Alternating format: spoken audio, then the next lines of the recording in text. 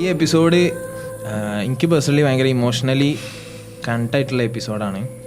ഒരു മുഅ്മിനെ സംബന്ധിച്ചിടത്തോളം ആ ചരിത്രത്തോളം വേദന ഉണ്ടാക്കുന്ന ഒരു ചരിത്രം എന്ന് പറഞ്ഞാൽ അത്രയും വേദനാജനകമായ ചരിത്രമാണ്. നമുക്ക് എത്ര കേട്ടാലും അതിങ്ങനെ എന്താ പറയുക, പിന്നെ ഒരു വേദന ഇങ്ങനെ ഉണ്ടാക്കിക്കൊണ്ടിരിക്കും. അപ്പോൾ ഇവരെന്താണ് ഇവരുടെ ഊർജ്ജം എന്താ ശരിക്കും? എന്താണ് നമ്മളൊരു കോർ പോയിന്റ് ഈ എപ്പിസോഡ് എന്താ എടുക്കാനുള്ളതെന്ന് വെച്ചാൽ ഗസക്കാരുടെ ശക്തി എന്താണ്, അവരുടെ സീക്രട്ട് എന്താന്ന് വെച്ചാൽ ഖുർആനാണ്. നമ്മളെന്ത് ചെയ്യാണ്, ഖുർആനെ ഫലസ്തീൻ്റെ ലെൻസിലൂടെ വായിക്കണം ഒരു സെൻസ് പറഞ്ഞാൽ. അപ്പോൾ ഒരു എപ്പിസോഡ് മിന്നാജിൻ്റെ ഒപ്പമുള്ള ലാസ്റ്റ് എപ്പിസോഡ് ഈ നാളെ പോവല്ലേ. അപ്പോൾ ഈ എപ്പിസോഡ് എനിക്ക് പേഴ്സണലി ഭയങ്കര ഇമോഷണലി കണക്റ്റായിട്ടുള്ള എപ്പിസോഡാണ്. അപ്പോൾ നമ്മളിങ്ങനെ എനിക്ക് ഓർമ്മയുണ്ട്, പലപ്പോഴും ഇങ്ങനെ സജഷൻ ചോദിക്കും ഓരോരുത്തരോട്. നമ്മൾ ഇൻസ്റ്റഗ്രാമിലൊക്കെ സജഷൻ ചോദിച്ചാൽ ഇഷ്ടംപോലെ കമൻറ്റാണ് വരിക, മറ്റേ ഇൻസ്റ്റയിൽ സ്റ്റോറിയിലായിട്ട്. അപ്പം ഇങ്ങനെ പല ആളുകളും പല സജഷൻ പറയും. നമുക്കൊരു ഐഡിയ ബാങ്ക് ഉണ്ട്. അപ്പോൾ ഐഡിയ ബാങ്കിൽ നല്ല സജഷൻസ് ഉണ്ടെങ്കിൽ അതൊക്കെ നമ്മളിങ്ങനെ അതിലേക്ക് ഇങ്ങനെ ആഡ് ചെയ്ത് വെക്കും. അപ്പോൾ അതിൽ എപ്പോഴും ആൾക്കാർ ചോദിക്കുന്ന സാധനം ഖുർആൻ എപ്പിസോഡ് ഇനി ചെയ്യോ, ഖുർആൻ എപ്പിസോഡ് ഇനി ചെയ്യോ. ചെയ്യുന്നതിന് വ്യൂ കിട്ടുന്നത് നമുക്ക് ഖുർആൻ എപ്പിസോഡ്. ആദ്യത്തെ ഫേസിൽ ഏറ്റവും കൂടുതൽ വ്യൂ എന്നത് ഞങ്ങൾക്ക് കിട്ടി ദിവ്യപ്രകാശ് എന്നുള്ള ഖുർആൻ എപ്പിസോഡ്, ഫസ്റ്റ് ഖുർആൻ. രണ്ടാമത്തെ ഫേസിലും രണ്ടാമത്തെ എപ്പിസോഡ് എനിക്ക് തോന്നുന്നത് എന്താ പറയുക, ഒന്നും കൂടി ഖുർആൻ എല്ലാവർക്കും കണക്ട് ചെയ്യാൻ പറ്റുന്നുണ്ട്. ചില വിഷയങ്ങൾ എല്ലാവർക്കും അങ്ങനെ പലർക്കും ചിലർക്ക് താല്പര്യമില്ലാത്ത വിഷയം ഉണ്ടാവും, പക്ഷെ ഇത് എല്ലാവർക്കും ഖുർആൻ എല്ലാവരും ആ നിലക്ക് ഓഡിയൻസ് അങ്ങനെ ആയതുകൊണ്ട് തന്നെ ആ ഒരു ഏജ് ഗ്യാപ്പിലുള്ള ആളുകളുടെ ഓൾക്ക് നല്ല കണക്ട് ചെയ്യാൻ പറ്റും. ഏത് എപ്പിസോഡ് ഇട്ടാലും ആൾക്കാർ ഖുർആൻ എപ്പിസോഡ് പിന്നെയും ഖുർആൻ എപ്പിസോഡ് പിന്നെ. അപ്പോൾ എന്താ സാധാരണ ഇങ്ങനെ പറയലുണ്ട്, ഇങ്ങനെ ഓഡിയൻസ് ഇങ്ങനെ പറയുന്നത് ഇങ്ങനെ കേട്ട് അതിൻ്റെ പിന്നാലെ പോവല്ല. നമുക്കൊരു കൃത്യമായ ഒരു അടിത്തറയും ഇതൊക്കെ ഉണ്ടാവണം, വിഷനും മിഷനൊക്കെ ഉണ്ടാവണം. പക്ഷെ അങ്ങനെയൊക്കെ പറയുമ്പോഴും ഖുർആനാണ് ബേസിക്കലി നമ്മളെ കണക്ട് ചെയ്യുന്ന ഖുർആനാണ്. നമ്മൾ നാലാളും ഖുർആൻ പഠിച്ച ഹാഫിളീങ്ങളാണ്. അപ്പോൾ ആ നിലക്ക് ഇന്ന് നമ്മൾ അതിനെ ഏത് നിലക്കാണ് മനസ്സിലാക്കുക, ഖുർആൻ എങ്ങനെയാണ് ഡെവലപ്പ് ചെയ്യുക, അങ്ങനെയൊക്കെ വെച്ചിട്ട് ഇന്ന് നമ്മൾ എന്തായാലും ആ വിഷയത്തിലേക്ക് ഇങ്ങനെ കിടക്കാം. അല്ലെങ്കിൽ അതിന് മുമ്പ് എനിക്ക് ഇപ്പോൾ ഒന്നീ ടെൻഷൻ ഉണ്ട്. രണ്ടാമത്തെ ഖുർആൻ എപ്പിസോഡ് ചെയ്യുമ്പോൾ നമ്മൾ അത്ര കോൺഫിഡൻറ്റും അല്ല. കാരണം നമ്മൾ എന്തിനെ പറ്റി സംസാരിക്കാൻ പോകുന്നത്, ഖുർആനെ പറ്റി സംസാരിക്കാൻ പോകുന്നത്.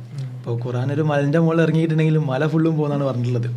അപ്പോൾ നമ്മൾ മലൻ്റെ അത്ര ഇല്ലാത്ത സാധാരണ മനുഷ്യന്മാർ, അത്ര അറിവില്ലാത്ത ആൾക്കാർ ഖുർആനെ പറ്റി ഇപ്പം മുഫസ്സിരീങ്ങളുടെ ഒക്കെ തഫ്സീർ പരിശോധിച്ച് നോക്കിയാൽ ആമുഖത്തിൽ കാണാൻ പറ്റും. ഞാനാരുമല്ല, അതായത് എനിക്കൊന്നും പറയാൻ അധികാരിയല്ല. പിന്നെന്താണ്, സുഹൃത്തുക്കൾക്ക് മാറ്റി നിർദ്ദേശം പോലെ പറയാണ്. ഞങ്ങൾ അധികാരി, അതിൻ്റെ ഒരു അതോറിറ്റിയിലല്ല നമ്മൾ ഒരിക്കലും എന്ത് ചെയ്യുന്നത് സംസാരിക്കുന്നത്. അപ്പോൾ എനിക്ക് നമ്മളെ ഓഡിയൻസിനോട് അതാ പറയാനുള്ളത്. നമ്മൾ ഖുർആനെ പറ്റി സംസാരിക്കും, അത് നമ്മൾ വായിച്ച അറിവുകൾ കണ്ട കാര്യങ്ങളൊക്കെ നമുക്ക് തോന്നി ഓരോരുത്തരേക്ക് നമുക്ക് അറിയുന്നത് എത്തിക്കുക എന്നുള്ളത് ഇതിന്റെ ഭാഗമാണ്. നമുക്ക് അറിയുന്നത് എന്താണോ അത് പറഞ്ഞു കൊടുക്കുക വാജിബാണ് നമ്മളെ സംബന്ധിച്ചിടത്തോളം ഇൽമി നശ്ർ ചെയ്യുക എന്നുള്ളത്. ഈ വിഷയത്തിലേക്ക് ഇങ്ങനെ കടക്കുമ്പോൾ ഞാനിങ്ങനെ നമ്മളെ ചരിത്രത്തിൽ നമുക്ക് ഇഷ്ടപ്പെട്ട ഒരുപാട് ഏരിയകൾ ഉണ്ടാവും. ഇപ്പോൾ എല്ലാവർക്കും ഇങ്ങനെ കേൾക്കുമ്പോൾ ഭയങ്കര കണക്ട് ചെയ്യുന്ന അല്ലെങ്കിൽ ഇങ്ങനെ ഇമോഷണലി ഭയങ്കര കണക്ഷനുള്ള ഒരുപാട് ചരിത്ര സന്ദർഭങ്ങളുണ്ടാവും. അതിൽ എനിക്ക് ചരിത്രത്തിൽ എപ്പോഴും ഞാനിങ്ങനെ ഏതെങ്കിലും സന്ദർഭത്തിൽ ഇങ്ങനെ വിഷമിക്കുമ്പോഴൊക്കെ നമുക്കിങ്ങനെ കണക്ട് ചെയ്യാൻ പറ്റണം. എന്തെങ്കിലും ഒരു രീതിയിൽ ചരിത്രത്തിനോട് റിലേറ്റ് ചെയ്യാൻ പറ്റുമ്പോഴായിരിക്കും ആ ഒരു ഇതിലിങ്ങനെ ഇറങ്ങാൻ പറ്റുക. അപ്പോൾ അതിൽ ഞാനെപ്പോഴും ഇങ്ങനെ കേൾക്കാൻ ശ്രമിക്കുന്ന ഒരു ചരിത്രമാണ് നബി സല്ലല്ലാഹു അലൈഹി വസല്ലമയുടെ വഫാത്തുമായിട്ട് ബന്ധപ്പെട്ട്. ഒരു മുഅ്മിനെ സംബന്ധിച്ചിടത്തോളം ആ ചരിത്രത്തോളം വേദന ഉണ്ടാക്കുന്ന ഒരു ചരിത്രം എന്ന് പറഞ്ഞാൽ അത്രയും വേദനാജനകമായ ചരിത്രമാണ്. നമുക്ക് എത്ര കേട്ടാലും അതിങ്ങനെ എന്താ പറയുക, പിന്നെ ഒരു വേദന ഇങ്ങനെ ഉണ്ടാക്കിക്കൊണ്ടിരിക്കും. ആ ഒരു സന്ദർഭം അങ്ങനെ തന്നെയാണ്. റസൂൽ വഫാത്താകുക എന്ന് പറഞ്ഞാൽ അതിൽ ഒരു പ്രത്യേക സന്ദർഭത്തിൽ ഈ പ്രവാചകൻ സല്ലല്ലാഹു അലൈഹി വസല്ലമ മരണപ്പെട്ടു, വഫാത്തായി. അതിന് ശേഷം മദീനയിൽ ഒരുപാട് സംഭവങ്ങൾ നടക്കുന്നുണ്ട്. ഇങ്ങനെ പ്രവാചകൻ്റെ സല്ലല്ലാഹു അലൈഹി വസല്ലമയുടെ മരണവുമായിട്ട് ബന്ധപ്പെട്ട് ഒരുപാട് ആളുകൾ ഒരുപാട് കാര്യങ്ങൾ പ്രചരിപ്പിക്കുന്നുണ്ട്, പറയുന്നുണ്ട്. അതിനിടയ്ക്കാണ് ഉമർ റളിയല്ലാഹു അൻഹു ഈ വാർത്ത അറിയുന്നത്. ഉമർ റളിയല്ലാഹു അൻഹു ഈ വാർത്ത അറിഞ്ഞിട്ട് ഈ സമൂഹത്തിൻ്റെ ഇടയിലേക്ക് ഇറങ്ങിയിട്ട് പറയുന്നുണ്ട്, മൻ ഖാല ഇന്ന മുഹമ്മദൻ ഖദ് മാത് ദറബത് ഉനുഖഹു. ആരെങ്കിലും മുഹമ്മദ് സല്ലല്ലാഹു അലൈഹി വസല്ലം മരിച്ചു എന്ന് പറയുകയാണെങ്കിൽ അവനെ ഞാൻ അടിക്കുമെന്ന് പറയുന്നുണ്ട്. അവൻ്റെ പേരടിക്കാൻ അടിക്കുമെന്ന് പറയുന്നത് പോലെ അടിക്കുമെന്ന് പറയുന്നുണ്ട്.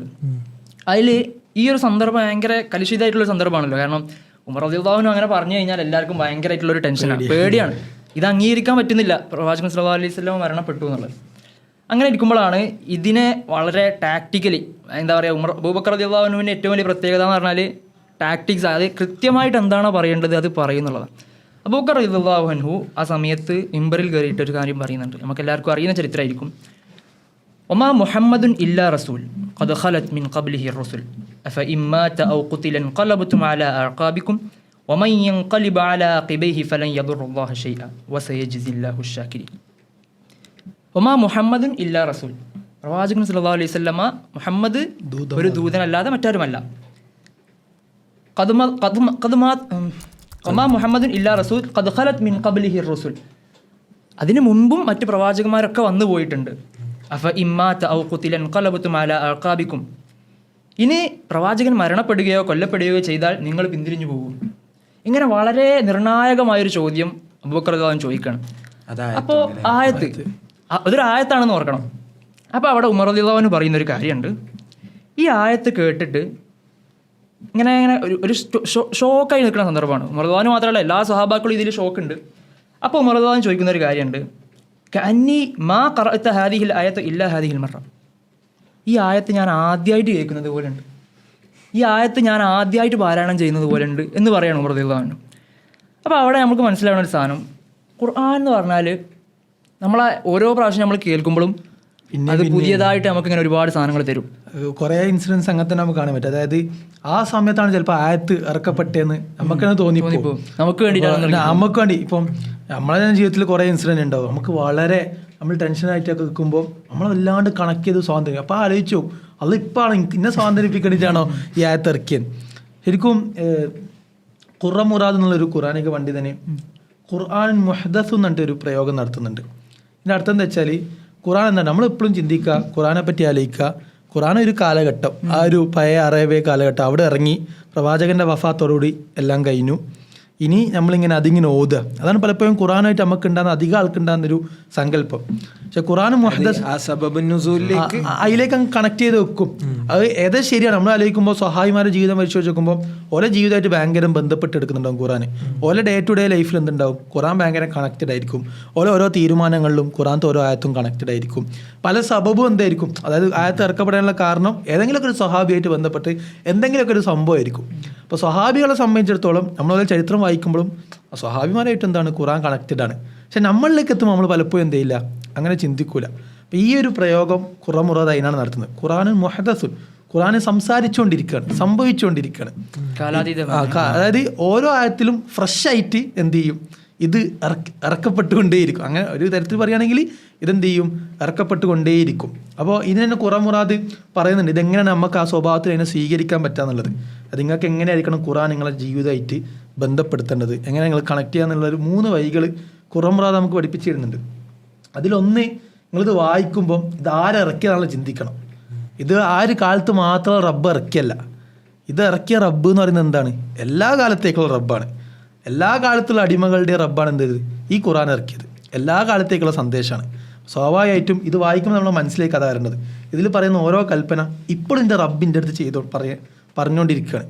ഫസ്റ്റ് സെൻസിൽ നമുക്കതാ ഖുറാൻ എടുക്കുമ്പോൾ നമ്മളെ മനസ്സിലേക്ക് അത് വരണം. ഇത് റബ്ബ് അറേബ്യൻ കാലഘട്ടത്തിലേക്ക് മാത്രം ഇറക്കിയൊരു റബ്ബല്ല, ഇപ്പോഴും ഇന്റെ റബ്ബാണെന്നുള്ളൊരു ബോധ്യത്തിലെ വായിക്കുക. ഈ ആയത്തിലെ അവസാനം വരെ നിർത്തുന്നതിന്റെ കാരണം എന്താ, അതാണ് ഇന്റെ സന്ദേശമാണ്, നിങ്ങൾ സ്വീകരിക്കണം. അതാ അവസാനം വരെയുള്ള ആളുകൾക്ക്, അവസാനം ജനിക്കുന്ന മനുഷ്യന് വേണ്ടിയിട്ടും. ഞാൻ ഈ പറഞ്ഞ കഥയിൽ അവസാനം ഒരു കവിത ചിലപ്പോൾ പല പണ്ഡിതന്മാരും ഇങ്ങനെ അതിൽ ചേർത്ത് വെക്കാറുണ്ട്. അത് ലൈഫാണെന്ന് പറയുന്നവരും ഉണ്ട്. മാസാല ഫിൽ ഖുർആനി ഫീന ഹാദിയ യഹ്ദിൽ അനാമ ബിനൂരിഹിൽ മുതശാശായി. ഉമറിന് അപ്പോഴാണ് ബോധ്യം വരുന്നത്, പ്രവാചകൻ മരിച്ചാലും ഖുർആൻ അവിടെ ഉണ്ട്, പ്രവാചകൻ മരിച്ചാലും അതിൻ്റെ വെളിച്ചം ഖുർആനിലൂടെ നമുക്ക് ഇങ്ങനെ കിട്ടിക്കൊണ്ടിരിക്കും. അതിങ്ങനെ ബോധ്യപ്പെട്ടിട്ട് ഉമർ റളിയല്ലാഹു അൻഹു എന്നിട്ട് സ്വഹാബാക്കൾക്കൊക്കെ പഠിപ്പിച്ചു കൊടുക്കുകയാണ്, മാ മുഹമ്മദിൻ ഇല്ലാ റസൂൽ. ചില ചരിത്രകാരന്മാർ ഇങ്ങനെ പറയുന്നുണ്ട്, അതായത് കുറേ സ്വഹാബിമാരെ മറ്റൊരു സങ്കടം വഹി നിലച്ചെന്നുള്ളൊരു സങ്കടം കൂടിയാണ്. പ്രവാചകൻ വഫാത്തായി, അതൊരു സങ്കടമാണ്. അതിന്റെ കൂടെ തന്നെ ഇനി ഞങ്ങൾക്ക് വഹി ഇല്ലല്ലോ, കഴിഞ്ഞ എപ്പിസോഡിലൊക്കെ നമ്മൾ അതും കൂടി എന്ത് ചെയ്യാണ്, ഇവിടെ അബൂബക്കർ റളിയല്ലാഹു ഇല്ല വഹി അങ്ങനെ ആക്കൂല, നിങ്ങൾക്ക് എന്ത് ചെയ്യാണ്, പിന്നെയും ഫ്രഷ് ആയിട്ട് കിട്ടുന്നുണ്ട്. മുഹദ്ദസാണ്. രണ്ടാമത്തെ ഖുർആൻ മുറാദ് പറയുന്നത്, നിങ്ങളത് എങ്ങനെയാണോ വായിക്കേണ്ടത് ആ സ്വഭാവത്തിൽ വായിക്കണം. പ്രവാചകൻ പഠിപ്പിച്ച കുറേ രീതികൾ നമ്മൾ മുമ്പത്തെ എപ്പിസോഡിലൊക്കെ ചർച്ച ചെയ്തത്, അതായത് തദബ്ബൂറായിട്ട് തിലാവത്തുകളൊക്കെ ആയിട്ട് ആ സ്വഭാവത്തിൽ വായിക്കുക. മൂന്നാമത്തെയാണ് ഒന്നുകൂടി, നമ്മൾ ഓരോ ആയത്ത് ഓതുമ്പോൾ അത് നമ്മുടെ റിയാലിറ്റി, നമ്മൾ ജീവിക്കുന്ന കാലത്ത് എങ്ങനെയാണോ കണക്ട് ചെയ്യുക എന്നുള്ളത് എപ്പോഴും ആലോചിച്ചുകൊണ്ടിരിക്കുക എന്നുള്ളതാണ്. ഇവിടെ നമുക്ക് എപ്പോഴും സംശയം വരും, അതെങ്ങനെ നമ്മളെ ജീവിതത്തിൽ കണക്ട് ചെയ്യാൻ. അതാണ് നമ്മൾ പറയും ഇപ്പോൾ പണ്ടൊക്കെ എന്താണ് ഒട്ടകത്തിൽ നടന്ന ആൾക്കാർ, ഒട്ടകത്തിൻ്റെ കാലഘട്ടത്തിൽ ജീവിച്ച ആൾക്കാരാണ്. അതെങ്ങനെയാണ് ഈ കാലത്ത് നമ്മൾ കണക്ട് ചെയ്യാന്നുള്ളൊരു ഇതിന് മുറാദ് മറുപടി എടുക്കുന്നത് എങ്ങനെയാണെന്ന് വെച്ചാൽ, മനുഷ്യന്മാർ പുറമേ കുറേ മാറ്റങ്ങൾ സംഭവിച്ചിട്ടുണ്ടാവും. അപ്പോൾ അന്ന് ഒട്ടകമാണെങ്കിൽ ഇപ്പോൾ കാറായിട്ടുണ്ടാവും. പക്ഷെ മനുഷ്യന്മാരൊരു പ്രകൃതി ഉണ്ട്, ഉള്ളിലെ നമ്മളത് സത്താന്ന് പറയില്ല, എസൻസ് എന്ത് ചെയ്യുന്നില്ല, ഒരിക്കലും മാറുന്നില്ല. നന്മയുടെ എസൻസ് നന്മയായിട്ട് തന്നെ ഉണ്ട്, തിന്മയുടെ എസൻസ് തിന്മയായിട്ട് തന്നെ ഉണ്ട്. ഇത് പുറമേ എന്ത് ചെയ്യും, ഇടുന്ന കോലം ചിലപ്പോൾ അത് കന്തൂർ ഇവിടെ ഷർട്ടായിട്ടുണ്ടാവും, പക്ഷെ ഉള്ളിലെ എസൻസ് എന്താണ്, അത് അങ്ങനത്തെ നിലനിർത്തുന്നുണ്ട്. അപ്പോൾ ഖുർആൻ സംസാരിക്കുന്നത് ഷർട്ടിനോടല്ല, ഉള്ളിലത്തെ എസൻസിനോടാണ്. അപ്പം ആ സ്വഭാവത്തിൽ നോക്കുകയാണെങ്കിൽ അന്നും ഇന്നും, അതായത് ഫ്രം ദ മൊമെൻറ്റ് ആദം നബി അലൈഹി സ്വലാമിനെ ഭൂമിയിലേക്ക് അയച്ച മുതൽ ഖിയാമത്ത് നാൾ വരെയുള്ള മനുഷ്യന്മാർക്കുള്ള നന്മ എന്നുള്ള എസൻസും തിന്മ എന്നുള്ള എസൻസും എന്തായിരിക്കും, സെയിം ആയിരിക്കും. നമ്മൾ ഖുർആൻ തന്നെ പാരായണം ചെയ്യുകയാണെങ്കിൽ തന്നെ, അല്ലെങ്കിൽ ചരിത്രം തന്നെ ഓതാണെങ്കിൽ നമുക്ക് മനസ്സിലാവുകയും ചെയ്യും. അതേപോലത്തെ സംഭവങ്ങൾ ഇങ്ങനെ റിപ്പീറ്റ് ചെയ്ത് സ്റ്റോറീസ് റിപ്പീറ്റ് ചെയ്തത്. അപ്പോൾ മുറാദ് പറഞ്ഞാൽ നിങ്ങൾ അങ്ങനെ റിയാലിറ്റി എസൻസിലേക്ക് നോക്കുകയാണെങ്കിൽ നിങ്ങൾക്ക് എന്ത് ചെയ്യാൻ പറ്റും, നിങ്ങളുടെ ജീവിതത്തിനോട് ഡേ ടു ഡേ ലൈഫിൽ കണക്ട് ചെയ്യാൻ പറ്റുമെന്നാണ് മുറാദ് പറയുന്നത്. ഇതിനെപ്പറ്റി ഞാൻ കുറേ ആലോചിച്ചു, എങ്ങനെയാണ് ഈ ഡേ ടു ഡേ ലൈഫിൽ നമ്മൾ കണക്ട് ചെയ്യാം. അപ്പോൾ ഞാൻ ഇവിടുന്ന് ആലോചിച്ചുകൊണ്ട്, അതായത് മിൻഹാജ് ഇപ്പോൾ ഇന്ത്യന്ന് ആലോചിച്ചുകൊണ്ടുള്ളൊരു പ്രശ്നമാണ് എങ്ങനെ കണക്ട് ചെയ്യുക എന്നുള്ളത്. നേരെ മറിച്ച് ഗസയിലൊരു കുട്ടി എങ്ങനെ ആലോചിക്കുന്നതെന്ന് ചിന്തിച്ച് നോക്ക്, അല്ലെ ഫലസ്തീനത്തെ ഒരു കുട്ടി എങ്ങനെ ആലോചിക്കുന്നത്.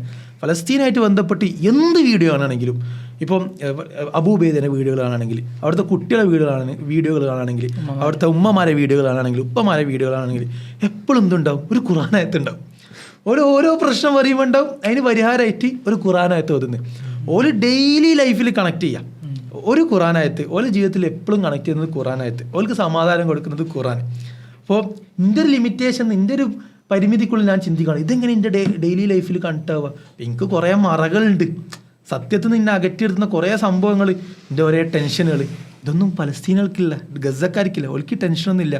ഓലെന്താണ് നേർക്ക് ഖുർആൻ സ്വീകരിക്കുകയാണ്. ഏതുപോലെ ആദം നബി അലൈഹി സ്വലാമിനെ അള്ളാഹു ഭൂമിയിലേക്ക് അയക്കുമ്പോൾ എന്തൊറ്റ കാര്യം പറഞ്ഞുള്ളൂ,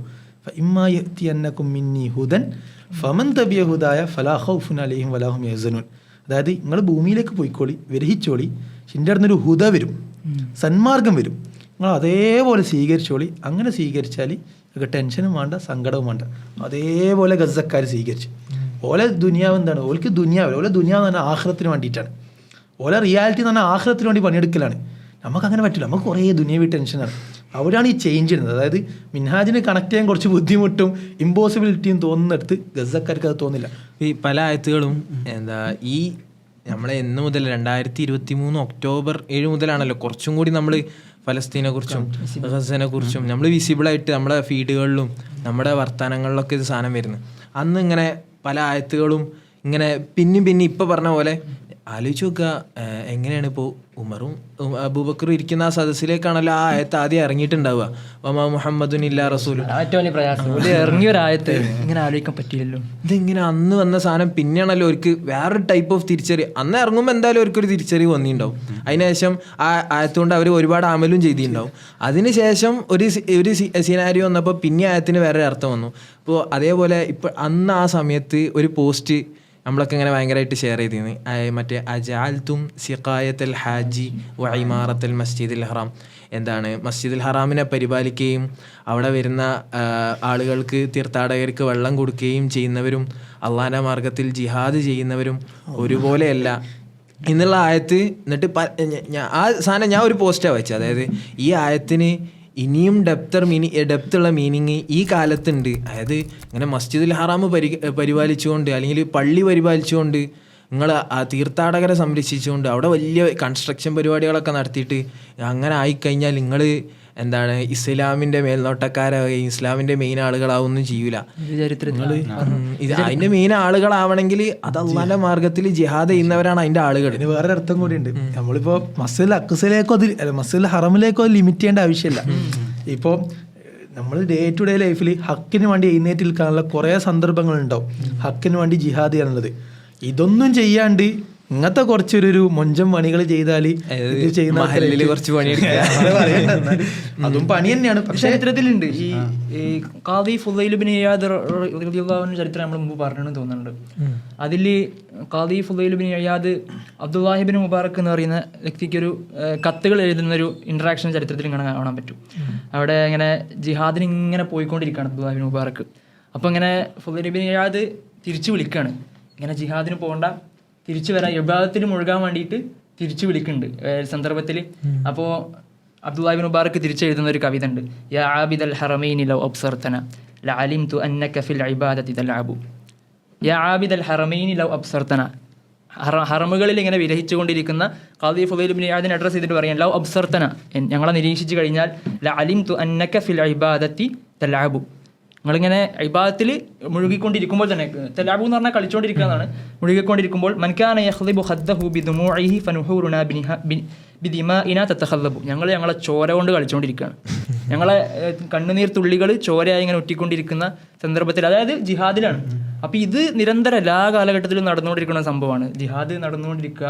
ഇപ്പം നമ്മൾ സിമ്പിളായിട്ട് ആലോചിച്ച് നോക്കിയാൽ നമുക്കെന്താണ് ഇപ്പോഴും ഇതിലൊരു തടസ്സം എന്ന് പറയുന്നത് എന്താ, നമുക്കിപ്പോൾ അങ്ങോട്ട് വാജിബായിട്ടുള്ളൊരു സംഗതിയാണല്ലോ ജിഹാദ് എന്ന് പറഞ്ഞാൽ. അപ്പോൾ അവിടെയും നമുക്ക് ആകെയുള്ള ഈ ബാരിയേഴ്സ് കുറച്ച് മുമ്പിലുള്ളതുകൊണ്ട് നമ്മളിങ്ങനെ ഉസറായിട്ട് കാണുകയാണ്. ഇന്നത്തെ എപ്പിസോഡിൽ എനിക്ക് തോന്നുന്നത് നമ്മൾ വെറുതെ ഖുറാനെ കുറിച്ച് സംസാരിക്കുക എന്നുള്ളതല്ല, അതായത് ഈ ഫലസ്തീനികളുടെ വീഡിയോസും ഇതൊക്കെ കാണുമ്പോൾ അതിലൊക്കെ ഈ പറഞ്ഞ പോലെ തന്നെ നമുക്കിങ്ങനെ കുറേ ഖുറാൻ ആയത്തുകൾ ഇങ്ങനെ കാണാം, അവിടെ ഇവിടെ ചെതറിക്കെടുക്കുന്ന കുറേ ആയത്തുകൾ. അപ്പോൾ ഇന്ന് നമ്മൾ ചെയ്യാൻ പോകുന്നൊരു സാധനം കുറച്ചും കൂടി ഈ ആയത്തുകളൊന്ന് പരിശോധിച്ച് നോക്കുക, അവർ ഈ ആയത്തുകളൊക്കെ എന്താണ് ഉദ്ദേശിക്കുന്നത്. നമ്മളിങ്ങനെ പലപ്പോഴും ഇങ്ങനെ ഹസ്ബുനല്ലാഹു വനിഅമൽ വക്കീൽ ഹസ്ബുനല്ലാഹു വനിഅമൽ വക്കീൽ, അത് എന്തിനോടാണ് റിസംബിൾ ചെയ്യുന്നത്. നമ്മളെന്ത് ചെയ്യാണ്, ഖുർആനെ ഫലസ്തീൻ്റെ ലെൻസിലൂടെ വായിക്കണം. ഒരു സെൻസ് പറഞ്ഞാൽ നമ്മളെ തഫ്സീർ നമ്മളെ കണ്ണുകളോട് തുറന്ന തഫ്സീറാണ്, ഗസ തുറന്ന തഫ്സീറാണ്. എനിക്കൊന്ന് ഗസക്കാർ ഏറ്റവും വലിയ മാതൃക റസൂലുള്ളാഹി സ്വല്ലല്ലാഹു അലൈഹി വസല്ലം. കാരണം ഖത്താദ റളിയല്ലാഹു അൻഹു റിപ്പോർട്ട് ചെയ്യുന്ന ഒരു ഹദീസ് ഉണ്ട്. ഒരിക്കലും ഖത്താദ റളിയല്ലാഹു അൻഹു ആയിഷ ബീവി റളിയല്ലാഹു അൻഹയുടെ അടുക്കലേക്ക് പോയിട്ട് ചോദിക്കും, എനിക്ക് റസൂലിനെ പറ്റി പറഞ്ഞുകൊണ്ടാ, എന്താണ് റസൂലിൻ്റെ സ്വഭാവം, റസൂൽ എങ്ങനെയാണ്, റസൂലിനെ പറ്റി ഇങ്ങനെ കുറേ ചോദിക്കും. അപ്പോൾ ആയിഷ റളിയല്ലാഹു അൻഹു മറുപടി തിരിച്ചു ചോദിച്ച്, അല്ല ഈ ഖുർആൻ ഓതിക്കില്ലേ, അപ്പോൾ ആ ഖുർആൻ ഓതിക്കണ്. ആയിഷ റളിയല്ലാഹു അൻഹു അതെ ഖാന ഖുലുഖുഹു ഖുർആൻ, റസൂൽ എന്ന് പറഞ്ഞാൽ എന്താ ഖുർആനാണ്. അപ്പം ഖുർആനായിട്ട് ജീവിക്കുക, ഡേ ടു ഡേ ലൈഫിൽ ജീവിക്കുന്ന ഏറ്റവും വലിയ നമ്മളെ മാതൃകയാണ് റസൂലുള്ളാഹി സ്വല്ലല്ലാഹു അലൈഹി വസല്ലം. അതുകൊണ്ടാണ് റസൂലിനെ ബയാൻ എന്ന് പലപ്പോഴും വിളിക്കുന്നത്. അതായത് ഖുർആൻ എങ്ങനെയാണ് നിങ്ങൾ ഈ ടെക്സ്റ്റുകൾ നിങ്ങൾ എങ്ങനെയാണ് ജീവിക്കേണ്ടത് വെച്ചാൽ അത് റസൂൽ ജീവിച്ച് കാണിച്ചു തന്നിട്ടുണ്ട്. അപ്പോൾ എനിക്കൊന്ന് ഗസക്കാർ ഏറ്റവും വലിയ മാതൃക റസൂൽ. ഈ ടെക്സ്റ്റിനെ നമുക്ക് ഇങ്ങനെ വായിച്ച് കാണിച്ചു തരാണ്, ജീവിതം കൊണ്ട് ജീവിച്ച് വായിക്കുകയാണ്, ജീവിതം കൊണ്ട് വായിച്ച് കേൾപ്പിച്ചു തരാണ്. അപ്പം അതാണ് അതിൻ്റെ ഒരു, ഇപ്പോൾ എന്ത് പെർട്ടിക്കുലർ ഏരിയാസ് എടുത്താലും, ഇപ്പോൾ സബറാവട്ടെ, ഇസ്തിഖാമത്താവട്ടെ, ഷഹാദത്താവട്ടെ, ആഖിറത്താവട്ടെ, ഇതുവരെ ആഖിറത്തിൻ്റെ ഒക്കെ എത്ര ആയത്ത്, എസ്പെഷ്യലി ആഖിറത്തിന് ഏറ്റവും കൂടുതൽ ആയത്ത് വരാം ബാക്കത്തെ ജുസുകളാണ്. ഏത് അമ്മ ജുസുകളാണ് ആഖിറത്തെ, അമ്മ ജുസ് എന്നല്ല അവസാനത്തെ, അവതരണ പശ്ചാത്തലം വെച്ച് നോക്കുമ്പോൾ മക്കയാണ്. എന്നാൽ പോലും നമ്മൾ ഓതുമ്പോൾ അങ്ങനെ വരാം. അപ്പോൾ ഈ ജുസിനെ പ്രത്യേകത എന്താ, നമുക്ക് വളരെ ഈസിലി ഓതാൻ പറ്റുന്ന ജുസുകളാണ്. നമ്മൾ അധികം ആൾക്കാർ ഇമാമ് നിൽക്കുമ്പോഴും മൗമുമായിട്ട് നിൽക്കുമ്പോഴും ഒക്കെ ഈ ആയത്തുകൾ കേട്ടുകൊണ്ടിരിക്കുന്നുണ്ട്. പക്ഷേ ഈ ആയത്ത് വെച്ച് ജീവിക്കണം എന്ന് പഠിക്കുന്നത് ഗസക്കാരെ ഈ ആയത്ത് പോലും എന്ത് ചെയ്യാണ് വീണ്ടും ഓതുമ്പോഴാണ്. കുറേ ആയത്തുകൾ ഇപ്പോൾ ഇത് നേരത്തെ ഹജ്ജിൻ്റെ ഇത് പറഞ്ഞല്ലോ, ആ സെയിം സമയത്ത് എനിക്ക് ഓർമ്മ വന്ന ആയത്താണ് വൈദാ ഖീല ലഹും ലാ തുഫ്സിദു ഫിൽ അർളി ഖാലു ഇന്നമാ നഹ്നു മുസ്ലിഹൂൻ. അത് സൂറ ബഖറ പറയാണ്, ഓരോ നിങ്ങൾ ഫസാദ് ഉണ്ടാക്കരുതെന്ന് പറഞ്ഞാൽ ഓരോ പറയും ഞങ്ങൾ ഫസാദ് ഉണ്ടാക്കുന്ന ആൾക്കാരെന്നല്ല, ഞങ്ങൾ ഈ ലോകം നന്നാക്കി നിൽക്കുന്ന ആൾക്കാർ. സുൽഹീന ഈ ആയത്ത ഇപ്പോൾ പറയുമ്പോൾ തന്നെ നിങ്ങൾക്ക് കുറേ ആൾക്കാരെ നമുക്ക് കുറേ ആൾക്കാരെ കണക്ട് ചെയ്തിട്ടുണ്ടാവും. ലോകത്ത് സമാധാനം വരുത്തുന്ന ആൾക്കാരാണ്, ഞങ്ങൾ പീസിന്റെ ആൾക്കാരാണ്. ഞങ്ങൾ എന്നിട്ട് എന്ത് ചെയ്യും, കുറേ UN പറയാനല്ല അമേരിക്ക ഇവരൊക്കെ എന്താണ് എപ്പോഴും പറയുക, ഞങ്ങൾ ലോകത്ത് സമാധാനം കൊണ്ടുവരാണ്, ആളുകൾക്ക് ജീവിക്കേണ്ടിയിട്ടുള്ള സ്വാതന്ത്ര്യം കൊടുക്കുകയാണ്. ഇന്നമാ നഹ്നു മുസ്ലിഹൂൻ എന്ന് പറഞ്ഞിട്ട് ഫസാദ് ഉണ്ടാക്കുകയാണ്. ഇറ്റ്സെൽഫ് നമുക്ക് ഓല വായിക്കുകയാണെങ്കിൽ അങ്ങനെ വായിക്കാൻ പറ്റും. പിന്നെ കുറേ വ്യക്തികൾ നമുക്ക് കാണാൻ പറ്റും. എനിക്കതിൽ ഏറ്റവും കൂടുതൽ സ്ട്രൈക്കായ വ്യക്തിയാണ് ഖാലിദ് നബ്ഹ എന്നുള്ള അമ്മു ഖാലിദ്. ഞാൻ ആ കഥ ഇപ്പോൾ ഇന്നിരുന്നിട്ടാണ് ഇങ്ങനെ എനിക്ക് നമ്മൾ റൂഹും അമ്മു ഖാലിദും ഖാലിദ് നബ്ഹാൻ്റെ കഥ ഒക്കെ ഇങ്ങനെ കേട്ടത്. ഇപ്പം അടുത്ത് ഒന്നും കൂടി നമ്മൾ കേട്ടു, കാരണം ഖാലിദ് നബ്ഹാൻ ഷഹീദായി. അപ്പോൾ ആദ്യം അള്ളാഹ് അവരുടെ ഷഹാദത്ത് സ്വീകരിക്കട്ടെ. അപ്പോൾ ഖാലിദ് നബ്ഹാൻ്റെ കഥ അന്ന് റീം ഷഹാദത്ത് വരിച്ചപ്പോഴും നമ്മൾ കേട്ടിരുന്നു. ഇപ്പോൾ ഖാലിദ് നബ്ഹാനും ഷഹാദത്ത് വരിച്ചപ്പോൾ നമ്മൾ കേട്ട്. ഞാൻ ഇന്നൊന്നും കൂടി ആ വീഡിയോസൊക്കെ ഇങ്ങനെ എടുത്ത് കാണാം. അങ്ങനെ കണ്ടത് ഇങ്ങനെ ആകെ കിളി മാറിപ്പോയി. എന്തോ ഭയങ്കര ഉള്ളിൽ കനം വെച്ചൊരു സാധനം നമ്മൾ ആലോചിച്ചു. ഇങ്ങനെ ആ കഥയിൽ ഇങ്ങനെ പറയുന്നുണ്ടല്ലോ, ആ വീഡിയോയിൽ CNN ആണ് ആ വീഡിയോ പുറത്തിറക്കിയത് തോന്നുന്നു. ആ വീഡിയോയിൽ ഖാലിദ് നബ്ഹ വീട്ടിലേക്ക് ചെല്ലുകയാണ്. വീടൊന്നുമില്ല, പൊട്ടി പൊളിഞ്ഞു പോയിക്കുന്നു. അത് രാത്രി കിടന്നുറങ്ങുമ്പോഴാണ് ഖാലിദ് നബ്ഹാൻ്റെ വീട്ടിലേക്ക് ഇത് മിസൈൽ വന്ന് പതിക്കുന്നത്. അപ്പോൾ ഉമ്മയും ഖാലിദ് നബ്ഹാൻ്റെ അതായത് എന്താ പേരക്കുട്ടികളും ഓരോ ഉമ്മയും ഒരു റൂം കെടുക്കണം. ആ വീട് അതേപോലെ പതിഞ്ഞ് വീകാണ്. അങ്ങനെ ആ ഉമ്മ രക്ഷപ്പെട്ടിട്ടുണ്ട്. ഉമ്മ പറയുന്നുണ്ട് എൻ്റെ മേത്ത് എന്തോ കനമുള്ളത് വീണ്. അപ്പോൾ എൻ്റെ കുട്ടി, അതായത് റീമിൻ്റെ സൗണ്ട് എനിക്ക് ഇങ്ങനെ കേൾക്കാൻ കഴിയും. പിന്നെ എനിക്ക് ഓർമ്മയില്ല, ഞാൻ നീക്കുമ്പോൾ ആശുപത്രിയിലാണ്. പിന്നെ അറിയുന്നത് റീമും താരിക്കും, 3 വയസ്സുള്ള കുട്ടിയും 5 വയസ്സുള്ള കുട്ടിയും, ഇവർ രണ്ടാളും ഷഹീദുകളായി എന്നുള്ള. എന്നിട്ട് ഇങ്ങനെ ആ നബ്ഹാൻ അമ്മുനബ്ഹാൻ ഇങ്ങനെ പോകുന്നുണ്ട്, ആ വീട്ടിലേക്ക് പോകുന്നുണ്ട്. എന്നിട്ട് ഇങ്ങനത്തൊക്കെ റബിൾസൊക്കെ മാറ്റിയിട്ട് ഇത് അവിടെ ഇരുന്നു ഇവിടെ കിടന്നിരുന്നത്, ആ ബെഡിൻ്റെ മുകളിൽ എന്നിട്ട് അവിടുന്ന് ഓരോന്നെടുത്ത് പെറുക്കാണ്. എന്നിട്ട് എനിക്ക് ഭയങ്കരമായിട്ട് പൊട്ടിപ്പോയൊരു സിറ്റുവേഷൻ. ഞാൻ പിന്നെ എത്രയോ വട്ടം കണ്ട സാധനം. ആ ഒരു ചെറിയ പാവക്കുട്ടീനെ എടുത്തിട്ട് ഇങ്ങനെ പൊടിയൊക്കെ തട്ടിയിട്ട് പിന്നെ ഒരു ഉമ്മ കൊടുക്കുന്നുണ്ട്.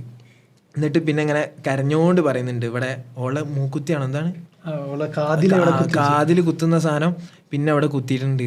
എന്നിട്ട് ഇത്രയൊക്കെ അനുഭവിച്ചൊരു മനുഷ്യൻ, ഒരു കുടുംബത്തിൽ എത്ര ആളാണ് മരണപ്പെട്ടത്, അത്രയൊക്കെ അനുഭവിച്ചൊരു മനുഷ്യൻ പിന്നെ നമുക്ക് കാണാൻ കഴിയുന്നത് ഇതേപോലെ കിടപ്പ് രോഗികളായ, ഇതേപോലെ മിസൈലാക്രമണങ്ങളിൽ കയ്യും കാലും നഷ്ടപ്പെട്ട കുട്ടികളുടെ അടുത്ത് പോയിട്ട് അവരോട് പറയാണ്, കാല് നഷ്ടപ്പെട്ട ഒരു കുട്ടീൻ്റെ അടുത്ത് പോയിട്ട് പറയാണ്, എൻ്റെ കാല് സ്വർഗത്തിൽ എനിക്ക് വേണ്ടി കാത്തു കേട്ടോ.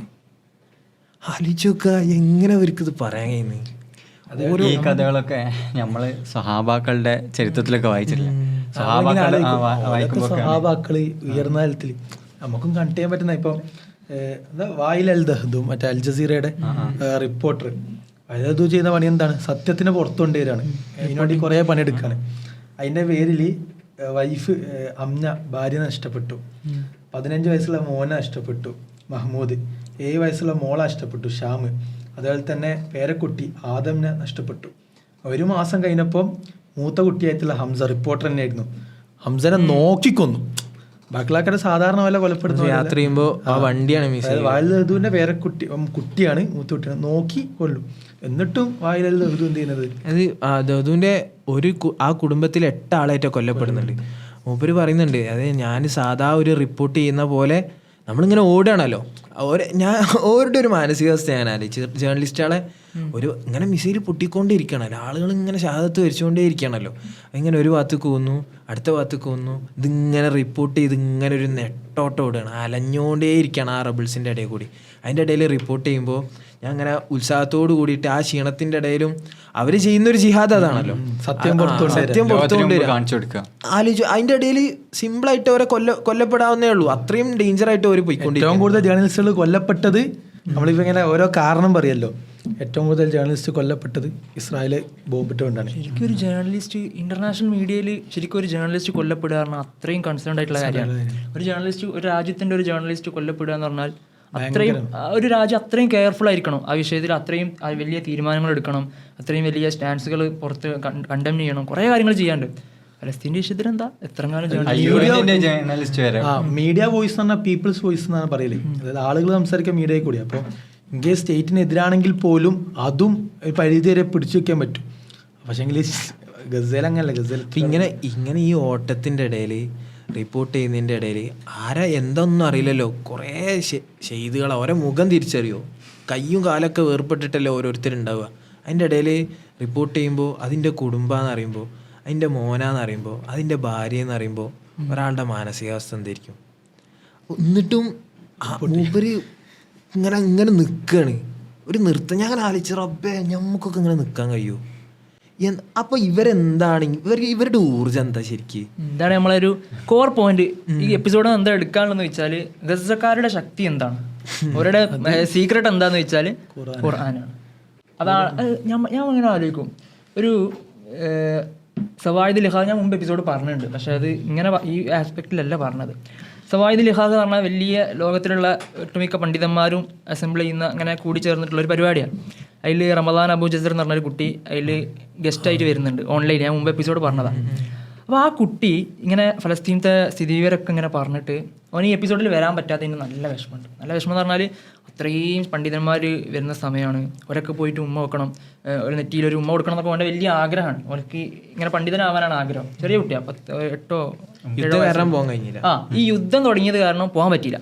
അങ്ങനെ ഈ കുട്ടി ഇതൊക്കെ വിശദീകരിച്ച്, കുടുംബത്തിലുള്ള ഒരുപാട് ആൾക്കാർ മരിച്ചിട്ടുണ്ട്, ഒരുപാട് വിഷമം ഇങ്ങനെ കെട്ടി നിൽക്കുന്ന സമയമാണ്. അവസാനം പറയാണ്, പക്ഷേ ഫഅസ അൻ തക്റഹു ശൈഅൻ ഫഹുവ ഖൈറുൽ ലക്കും, വഅസ അൻ തുഹിബ്ബു ഷൈഅൻ വഹുവ ശർറുൻ ലക്കും. ഞാനിത് ഒരു പ്രാവശ്യം ജീവിതത്തിൽ വലിയൊരു പ്രയാസം ഉണ്ടായ സമയത്ത് ഞാൻ അങ്ങനെ പറഞ്ഞു നോക്കി. പക്ഷേ എൻ്റെ പ്രയാസം എന്ന് പറഞ്ഞാൽ ആ ഓരനുഭവിക്കുന്ന പ്രയാസം എത്രയോ ചെറിയൊരു സാധനമാണ്. എന്നിട്ട് നമ്മളിങ്ങനെ എവിടെയെങ്കിലുമൊക്കെ ഈ ഒരു ആയത്ത് ഇങ്ങനെ റിഫ്ലക്ട് ചെയ്തിട്ട് നമ്മളിങ്ങനെ ഭയങ്കര സന്തോഷം, ഞാൻ ഈ ഖുർആനെ ഭയങ്കര റിഫ്ലക്ട് ചെയ്തെന്നൊക്കെ തോന്നില്ലേ? നമ്മളിങ്ങനെ പറയില്ല എല്ലാം ഹൈറിനാവും, അള്ള എന്തേ ഹൈർ വെച്ചിട്ടുണ്ടാവും, അല്ല ഹൈർ. ഞാൻ ഇപ്പോൾ ഇപ്പോഴത്തെ എൻ്റെ പേഴ്സണലി എനിക്ക് അങ്ങനെ ഒരു പ്രയാസം ഉണ്ടായി. നമ്മൾ വിചാരിച്ച് നമ്മൾ കുറേ പ്ലാനൊക്കെ ചെയ്തൊരു സാധനം നടക്കാതെ വന്ന് ആ ഒരുപാട് പ്രയാസങ്ങൾ പിന്നെയും ഇങ്ങനെ ഓരോ പ്രഷർ വന്ന്. അപ്പോൾ ഞാൻ അന്നിങ്ങനെ ആ പ്രഷറിൻ്റെ ഇടയിൽ നമ്മൾ ഹ്യൂമയോൺ സ്റ്റോമ്പ് ട്രിപ്പ് പോയ സമയം. അപ്പോൾ എനിക്കിങ്ങനെ അതായത് നമ്മളിങ്ങനെ ചിരിച്ച് കളിച്ച് ഇതൊക്കെ കാണുന്നത്, ഈ ചരിത്രം പറയുന്നത്, വർത്തമാനം പറയുന്നത്, കളിക്കുന്നത്, അങ്ങോട്ടും ഇങ്ങോട്ടും ഊക്കുന്നത്, ഇതിൻ്റെ ഒക്കെ ഇടയിൽ എനിക്ക് കിളി പോയി. എനിക്ക് ഇതിൽ ഇടപെടാൻ കഴിയുന്നില്ല. ഞാൻ ചെറിയൊരു പ്രശ്നമാണ്, പക്ഷെ എന്നെ സംബന്ധിച്ചിടത്തോളം എനിക്കിങ്ങനെ ഇടങ്ങാറ്. അപ്പോൾ ഞാൻ അതിൻ്റെ ഇടയിൽ എന്തേലൊക്കെ ചെയ്യണമല്ലോ, ഫോൺ എടുത്ത് ഇൻസ്റ്റാഗ്രാമൊക്കെ തുറന്ന് വെറുതെ ഇങ്ങനെ ഒരു പോസ്റ്റ് നോക്കി. അപ്പോൾ ഒരു കരോസൽ പോസ്റ്റ് ഉണ്ട്. അപ്പോൾ അതിലെന്താണ്, ഒരു ഉസ്താദ് ഒരു ശിഷ്യന് പറഞ്ഞു കൊടുത്തൊരു കഥയാണ്. അതായത് ഖിളിർ നബിൻ്റെയും മൂസാ നബിൻ്റെയും അലൈഹി സ്വലാത്തു വസ്സലാം അവരുടെ കഥ ഇങ്ങനെ നമുക്ക് എല്ലാവർക്കും അറിയണ കഥയാണ്. അപ്പോൾ അതിനെ വേറൊരു ആസ്പെക്റ്റിൽ വായിക്കണം. അത് ഖിളിർ നബി ചെയ്ത സംഭവം, ആ 3 സംഗതികളുണ്ടല്ലോ, കൊന്നു, കപ്പലിന് തുളയിട്ടു, ഇങ്ങനെ ഈ സംഗതികളൊക്കെ മൂസാ അലൈഹി സ്വലാത്തു വസ്സലാമക്ക് വളരെ വൈകിട്ടാണ് അറിയുന്നത്.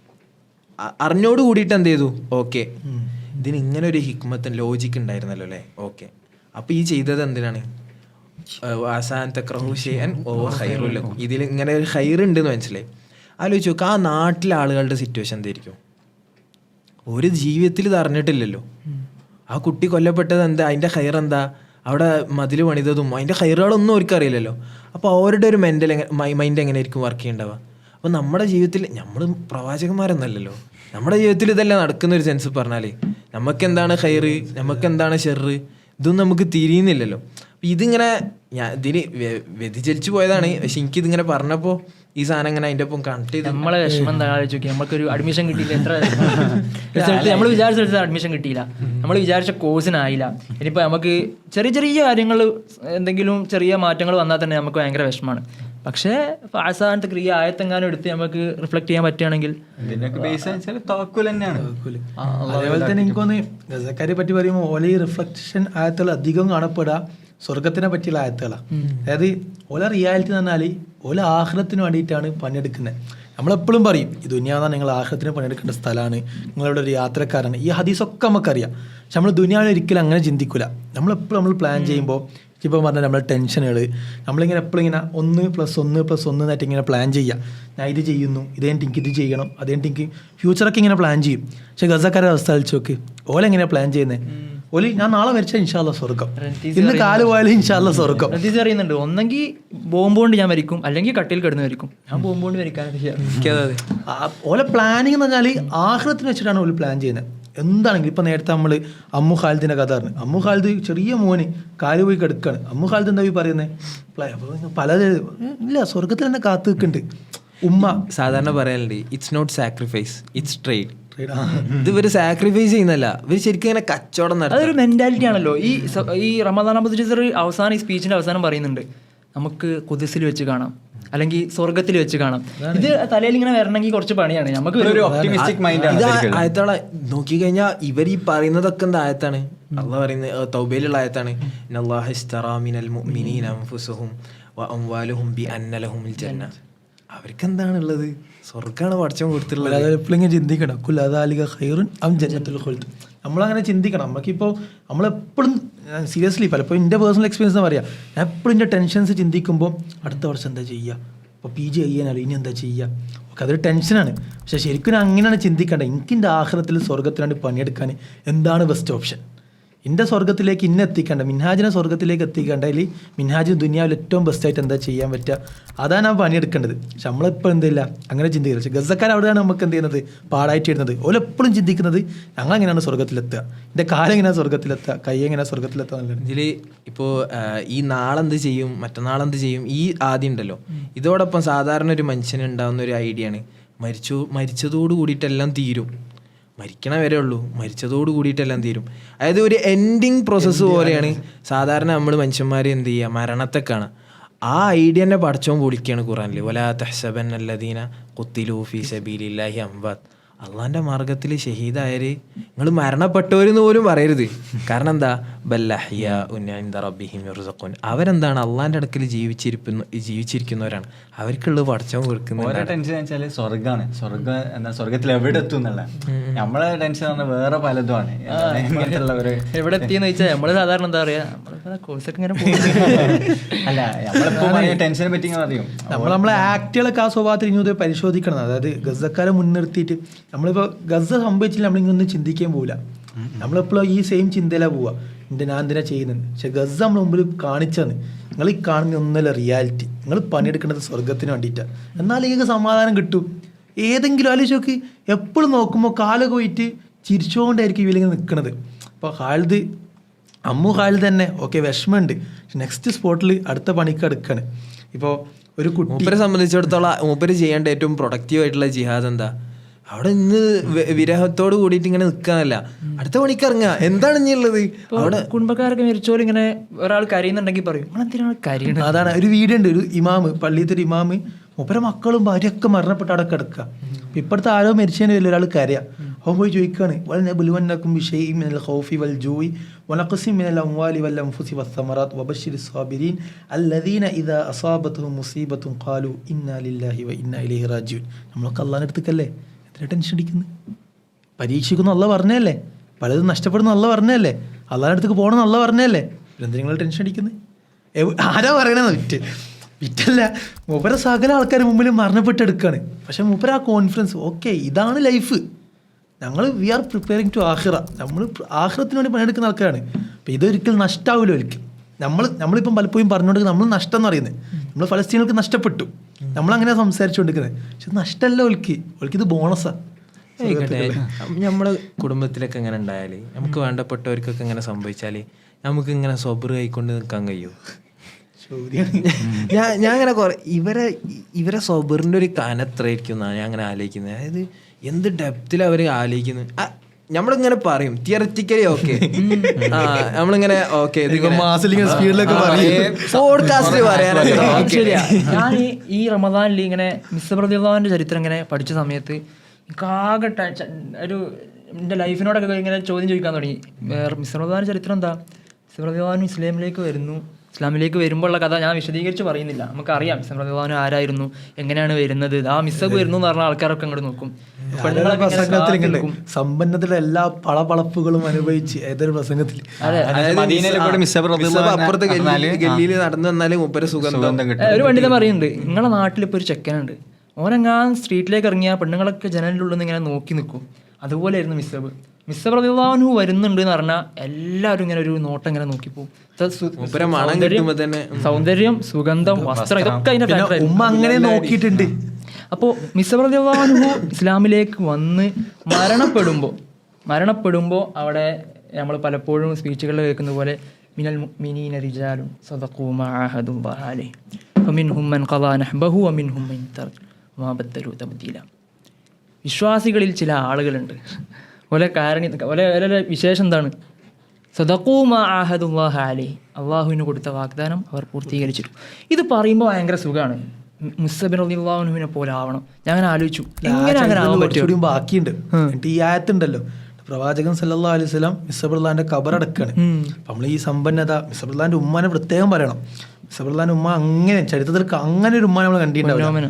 അതിനായിട്ടുള്ള ചെരുപ്പ്, മിസ്സബ് റളിയല്ലാഹുവിനായിട്ടുള്ള ചെരുപ്പുകൾ, ഷർട്ട് ഒക്കെ കൊണ്ടുവന്നാണ് ഉമ്മാനെ ധിക്കരിച്ചാണ് മിസ്സബ് റളിയല്ലാഹു ഇസ്ലാമിലേക്ക് വരുന്നത്. അത്രയും വലിയൊരു സ്നേഹം മുറിക്കാണ്.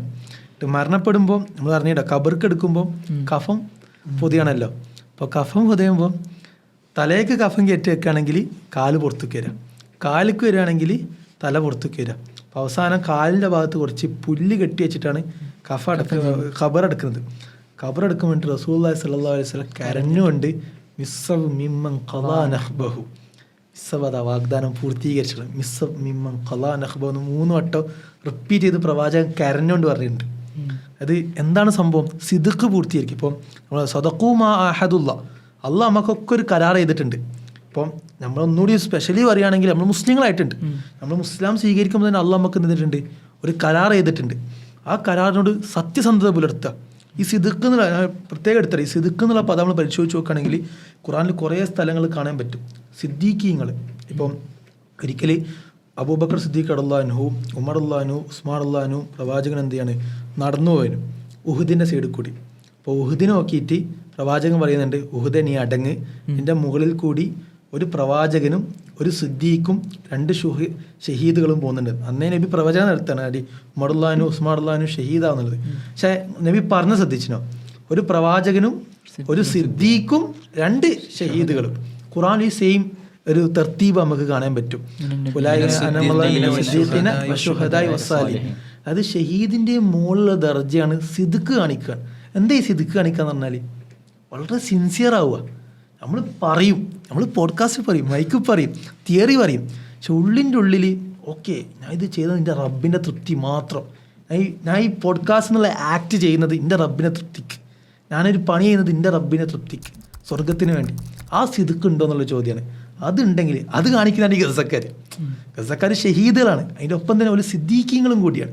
അതാണ് ഏറ്റവും റിഫ്ലക്ട് ചെയ്ത ആയത്താണ്. പറഞ്ഞിങ്ങനെ നമുക്കിങ്ങനെ പൂർത്തീകരിച്ചിട്ട് നമ്മളെടുത്ത് നോക്കുമ്പോൾ അപ്പോൾ ഈ ആയത്തുണ്ട്, ഖാലല്ലാഹു ഹാദാ യൗമ യൻഫഉ സാദിഖീന സിദ്ഖുഹു. അതുപോലെ അധികം റിപ്പീറ്റ് ചെയ്യുന്ന ആയത്താണ്. നാളെ പരലോകത്ത് അല്ലാഹു പറയും യൻഫഉ സാദിഖീന സിദ്ഖുഹു, നിങ്ങൾ ചെയ്ത സത്യസന്ധത നിങ്ങൾക്ക് ഇവിടെ ഉപകാരപ്പെടാൻ പോവാണ്. ലഹും ജന്നാത്തുൻ തജ്രി മിൻ തഹ്തിഹൽ അൻഹാറു ഖാലിദീന ഫീഹാ അബദ റളിയല്ലാഹു അൻഹും വറളു അൻ ദാലികൽ ഫൗസുൽ അലീം. അതാണ് നിങ്ങളെ വിജയം, ഏറ്റവും വലിയ വിജയം. അള്ളാഹ് തൃപ്തിപ്പെട്ടു. ആ മൊമെൻ്റ് ആലോചിച്ച് നോക്കി. ഇപ്പോൾ നമ്മൾ നേരത്തെ നമുക്കൊരു കിനാവ് ഉണ്ടാകുന്നൊക്കെ കേൾക്കുന്നവർ, അതായത് അള്ളാഹ് തൃപ്തിപ്പെട്ടു. നാളെ പരലോകത്ത് ഇവരൊക്കെ ഇങ്ങനെ ലൈനായിട്ട് നിൽക്കുകയാണ്. നമ്മളൊരു സൈഡിൽ മിസ്അബ് ഇബ്നു ഉമൈർ റളിയല്ലാഹു അൻഹു, ഈ പറഞ്ഞ ഗസയിലെ കൊല്ലപ്പെടുന്ന ഒരുപാട് ആളുകൾ നമ്മളവിടക്കും ആ ലൈനിൽ നമ്മളവിടക്കും. എന്താ പറയുക, നമ്മളെ ഭാഗത്തുള്ള അമലുകളായിട്ട് നമ്മൾ എന്താ കൊണ്ടുപോകാം? നമുക്ക് സിദ്ക്കുണ്ടോ ഇതിലേ ഇത് പറഞ്ഞപ്പോൾ സാധാരണ ഈ ഗസയിലുള്ള ആളുകളും അവരൊക്കെ ഉറക്കെ വിളിച്ചു പറയുന്ന, ഇപ്പോൾ അടുത്ത് ഞാൻ ഒരു വീഡിയോ കണ്ടിരുന്നു, സിൻവാറാണെന്ന് തോന്നുന്നു, ഈ ആയത്ത് പറഞ്ഞു അല്ലദീന ഖാല ലഹുമുന്നാസു ഇന്നന്നാസ ഖദ് ജമഉ ലക്കും ഫഖ്ശൗഹും ഫസാദഹും ഈമാന. വരുമ്പോഴാണ് പലപ്പോഴും നമുക്ക് ഇങ്ങനെ ഇമോഷണലി കണ്ടേ പറ്റും. الذين قال لهم الناس إن الناس قد جمعوا لكم فاخشوهم فزادهم إيمانا وقالوا حسبنا الله ونعم الوكيل.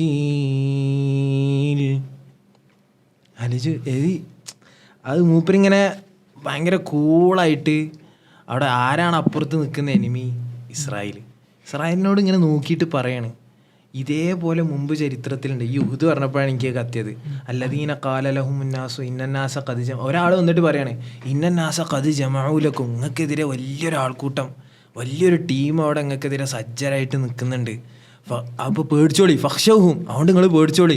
കാരണം ഒരിടത്ത് എല്ലാവിധ സന്നാഹങ്ങളും ഉണ്ട്. നിങ്ങളെ ഫോണിൽ ഏതൊക്കെ ആപ്പുകളാണ് ഉള്ളത്, നിങ്ങളെ ഫോണിൽ ഏതൊക്കെ ഫോട്ടോകളാണ് ഉള്ളത്, നിങ്ങളെ ഫോണിൻ്റെ ബ്രാൻഡ് ഏതാണ് എന്ന് വരെ നോക്കി നിന്ന് അറിയാൻ കഴിയുന്ന ഒരു ഇൻ്റലിജൻസ് എവിടെ? അവിടെ ഫലസ്തീനുള്ളവരല്ല, ഇവിടെ ഇന്ത്യക്കാരുടെ വരെ അറിയാൻ കഴിയുന്ന അത്രയും ഇൻ്റലിജൻസ് ആണ് മൊസാദിനുള്ളത്. അവരെ നിങ്ങൾ പേടിച്ചോളി എന്ന് പറയുമ്പോൾ അവരെന്താ പറയുന്നത്? ഫസാദഹും ഈമാന. അവർക്കൊരു കൂസലുമില്ല, അവരുടെ ഈമാന് വർദ്ധിക്കുന്നു. എന്നിട്ട് വഖാലു ഹസ്ബുനല്ലാഹ് വനിഅമൽ വക്കീൽ, ഞങ്ങൾക്ക് പഠിച്ചാൽ മതി, പഠിച്ചവനെ ഞങ്ങൾക്ക് വക്കാലത്തേൽപ്പിക്കാൻ.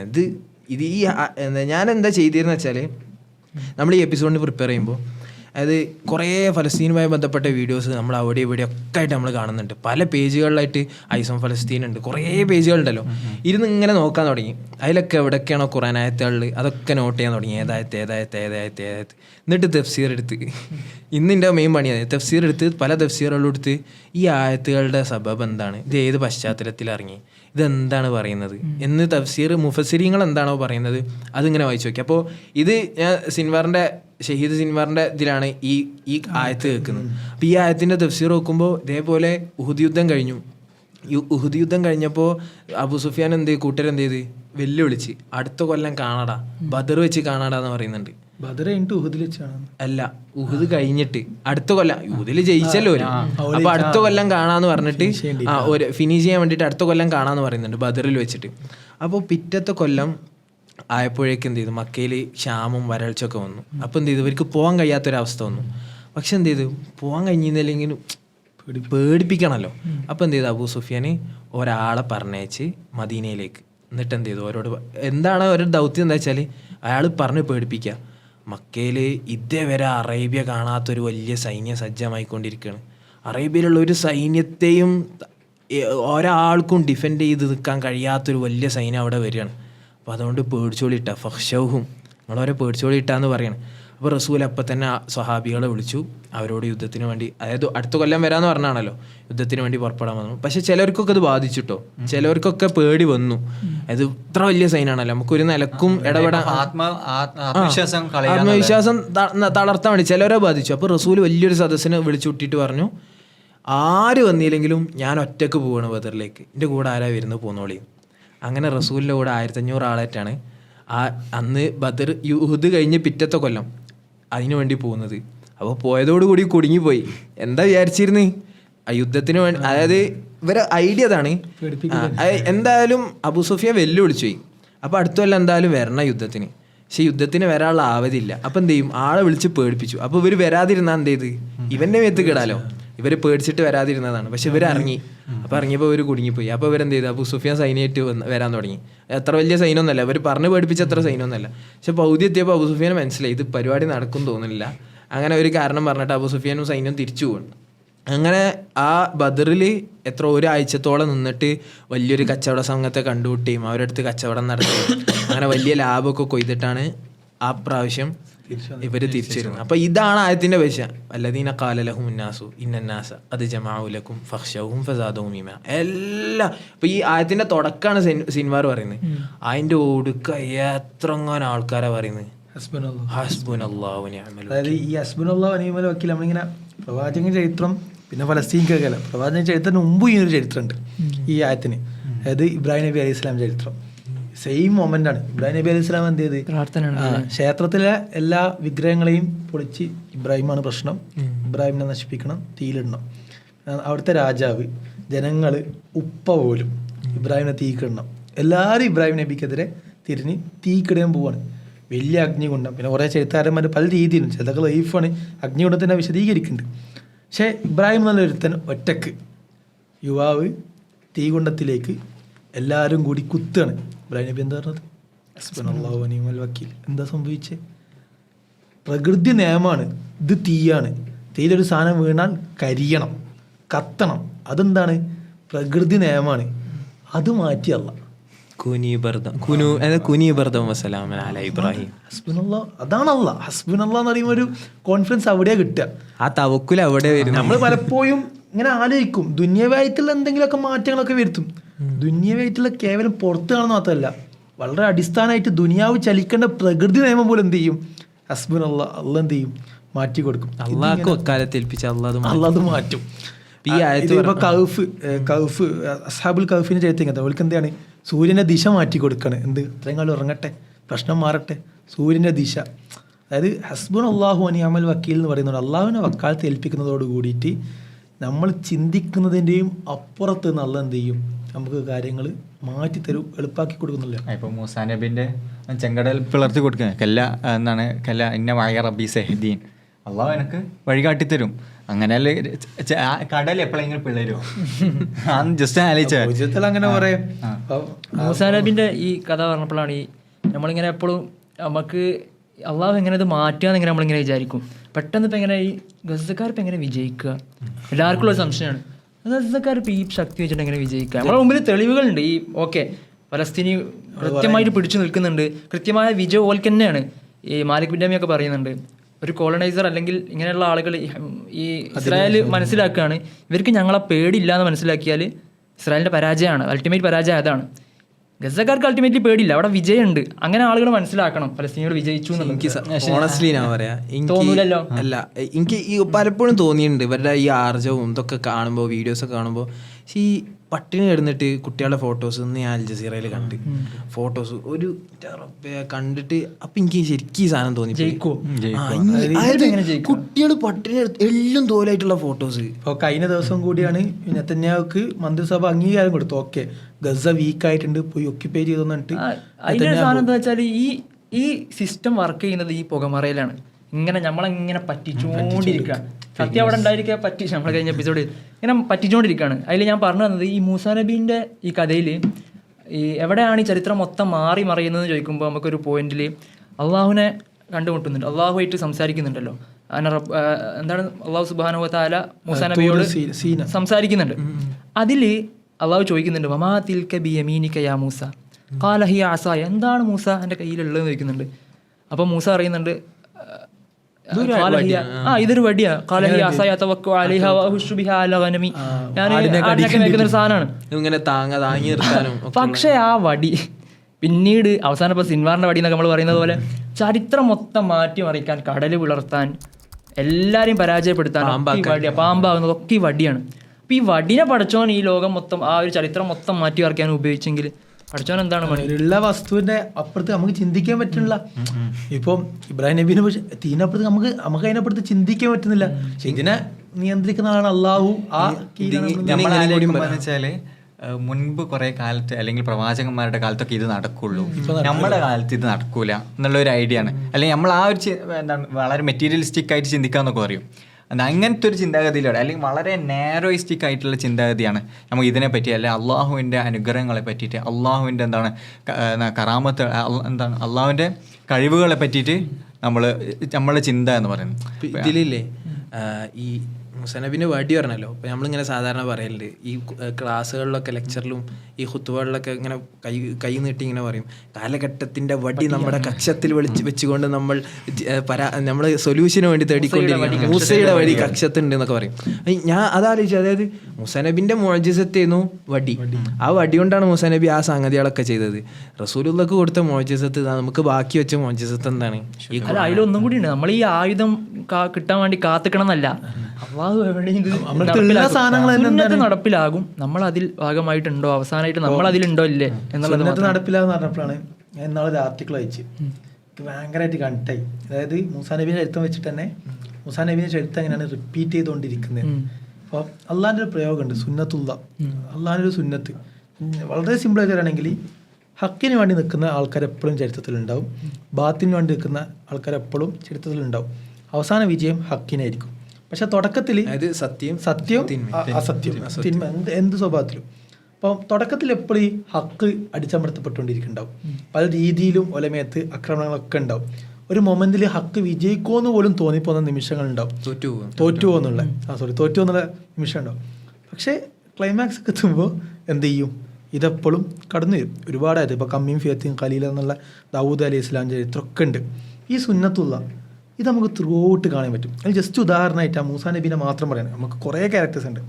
മൂസാ നബിയുടെ ചരിത്രത്തിൽ പ്രധാനമായിട്ട് 3 വില്ലന്മാരുള്ളത്. In the sense storytelling സെൻസിൽ 3 വില്ലന്മാരുള്ളത്. ഒന്ന് ഫിറോനാണ്. ഫിറോൻ ആരാണ്? ഫിറോന് അധികാരി. ഫിറോൻ ആൾക്കാരെ ഭയാണ് കണ്ടത്. ആൾക്കാരിങ്ങനെ പേടിപ്പിച്ചിട്ട് അന റബ്ബുക്കുമുൽ അഅല, ഞാനാണ് എന്ത് ചെയ്യേണ്ടത്, എല്ലാത്തിൻ്റെയും മുകളിൽ വെക്കുന്നത്. അതായത് ഞാനായിരിക്കും എല്ലാം തീരുമാനിക്കേണ്ടത്, എൻ്റെ അപ്പുറത്താരും തീരുമാനിക്കാൻ. ഇതൊക്കെ ഇത് ഏറ്റവും രസപ്പെടാ വെച്ചാൽ ഇപ്പം മെജീഷ്യൻസ്, അതായത് സാഹിര്യങ്ങൾ മൂസ അലൈഹി ഇസ്ലാമിനെ വിശ്വസിക്കുന്നുണ്ടല്ലോ. അപ്പോൾ ഫിറോവിനെ അവരെ കൊല്ലപ്പെടുത്തുന്നുണ്ട്. പക്ഷെ കൊല്ലപ്പെടുത്തുമ്പോൾ പറയുന്ന കാരണം എന്താ വെച്ചാൽ ഖാല ആമൻതും ലഹു ഖബ്ല അൻ ആദന ലക്കും, നിങ്ങൾ വിശ്വസിച്ചില്ല എനിക്ക് പ്രശ്നം, ഖബ്ല അൻ ആദന ലക്കും, ഞാൻ സമ്മതിച്ചില്ല, ഞാൻ അനുവാദം തന്നില്ല, നിങ്ങൾക്ക് എന്തും ചെയ്യാം, ഓക്കെ നിങ്ങൾ ചെയ്തോ, സവരം ചെയ്തോ, പക്ഷെ എൻ്റെ അനുവാദം വേണം. ഇതാണ് ഫിറോൻ. ഇത് പറയുമ്പോൾ നിങ്ങൾക്ക് ഒരാൾക്കാർ ആൾക്കാർ മനസ്സിലാവുന്നുണ്ടോ? അധികാരത്തിന്റെ ഒരു ചിഹ്നം. അത് ഇതില്ല, ഞാൻ എൻ്റെ കീഴിൽ എന്തും വരാൻ പാടുന്ന ഷാഢ്യം. ഇവിടെ വിശ്വാസികൾ എങ്ങനെയാണ് തീരുമാനിക്കുക? ഒരു ധൈര്യം കാണിച്ചുകൊണ്ടിരിക്കും, എപ്പോഴും എതിർക്കുക. രണ്ടാമത്തെ വില്ലനാണ് ഹാമാൻ. ആരാണ് ഹാമാൻ? ഹാമാൻ ഫിറോൻ്റെ മന്ത്രിയാണ്. ഫിറോന് കാര്യങ്ങൾ കൽപ്പിക്കും, പക്ഷെ ഹാമാൻ അത് നടപ്പിലാക്കും. ഇപ്പോൾ ഉദാഹരണത്തിന് ഒരിക്കലും ഫസ്റ്റ് ടൈം മൂസ അലൈഹി സ്വലാം പറയാണ് ഇന്ത്യക്ക് മുകളിൽ ഫിറോൻ്റെ അടുത്തെന്ന് പറയാണ് എല്ലാത്തിൻ്റെ മുകളിൽ റബ്ബുണ്ട് എന്ന് പറയാണ്. അപ്പോൾ ഫിറോൻ ഇങ്ങനെ മൂസ അലൈഹി സ്വലാമിനെ കളിയാക്കിയവരുണ്ട്. എന്നാൽ എനിക്കൊരു വലിയ കൊട്ടാരം, എന്താ ഇതിന് പറയുക, ഇതില്ലേ തൂണുണ്ടാവില്ല, കോട്ടൻ്റെ മിനാരം പോലത്തെ ഉണ്ടാവില്ലേ, ടവർ ഒരു വലിയ ടവർ ഉണ്ടായിക്കൊണ്ട ഞാൻ ഒന്ന് മൂസ ഇപ്പം ഇങ്ങനെ, അതായത് വഖാല ഫിറഔൻ യാ ഹാമാൻ ഇബ്നി ലി സർഹൻ ലഅല്ലി അബ്ലുഉൽ അസ്ബാബ അസ്സമാവാതി ഫത്തലിഉ ഇലാ ഇലാഹി മൂസ വഇന്നി ലഅളുന്നുഹു കാദിബ. ഒന്ന് എത്തി നോക്കണം, ഇജ്ജ് ഉണ്ടായിക്കൊണ്ട, ഇതും പരിഹസിക്കാണ്. പക്ഷെ ഹാമാൻ ഉണ്ടായി കൊടുക്കും. എന്തിനാണ്? ഹാമാനോട് ഉണ്ടാക്കി കൊടുക്കുന്നത് മൂസാ നബിനെ കളിയാക്കേണ്ടിയിട്ടല്ല, ജനങ്ങളെ പറ്റിക്കേണ്ടിയിട്ടാണ്.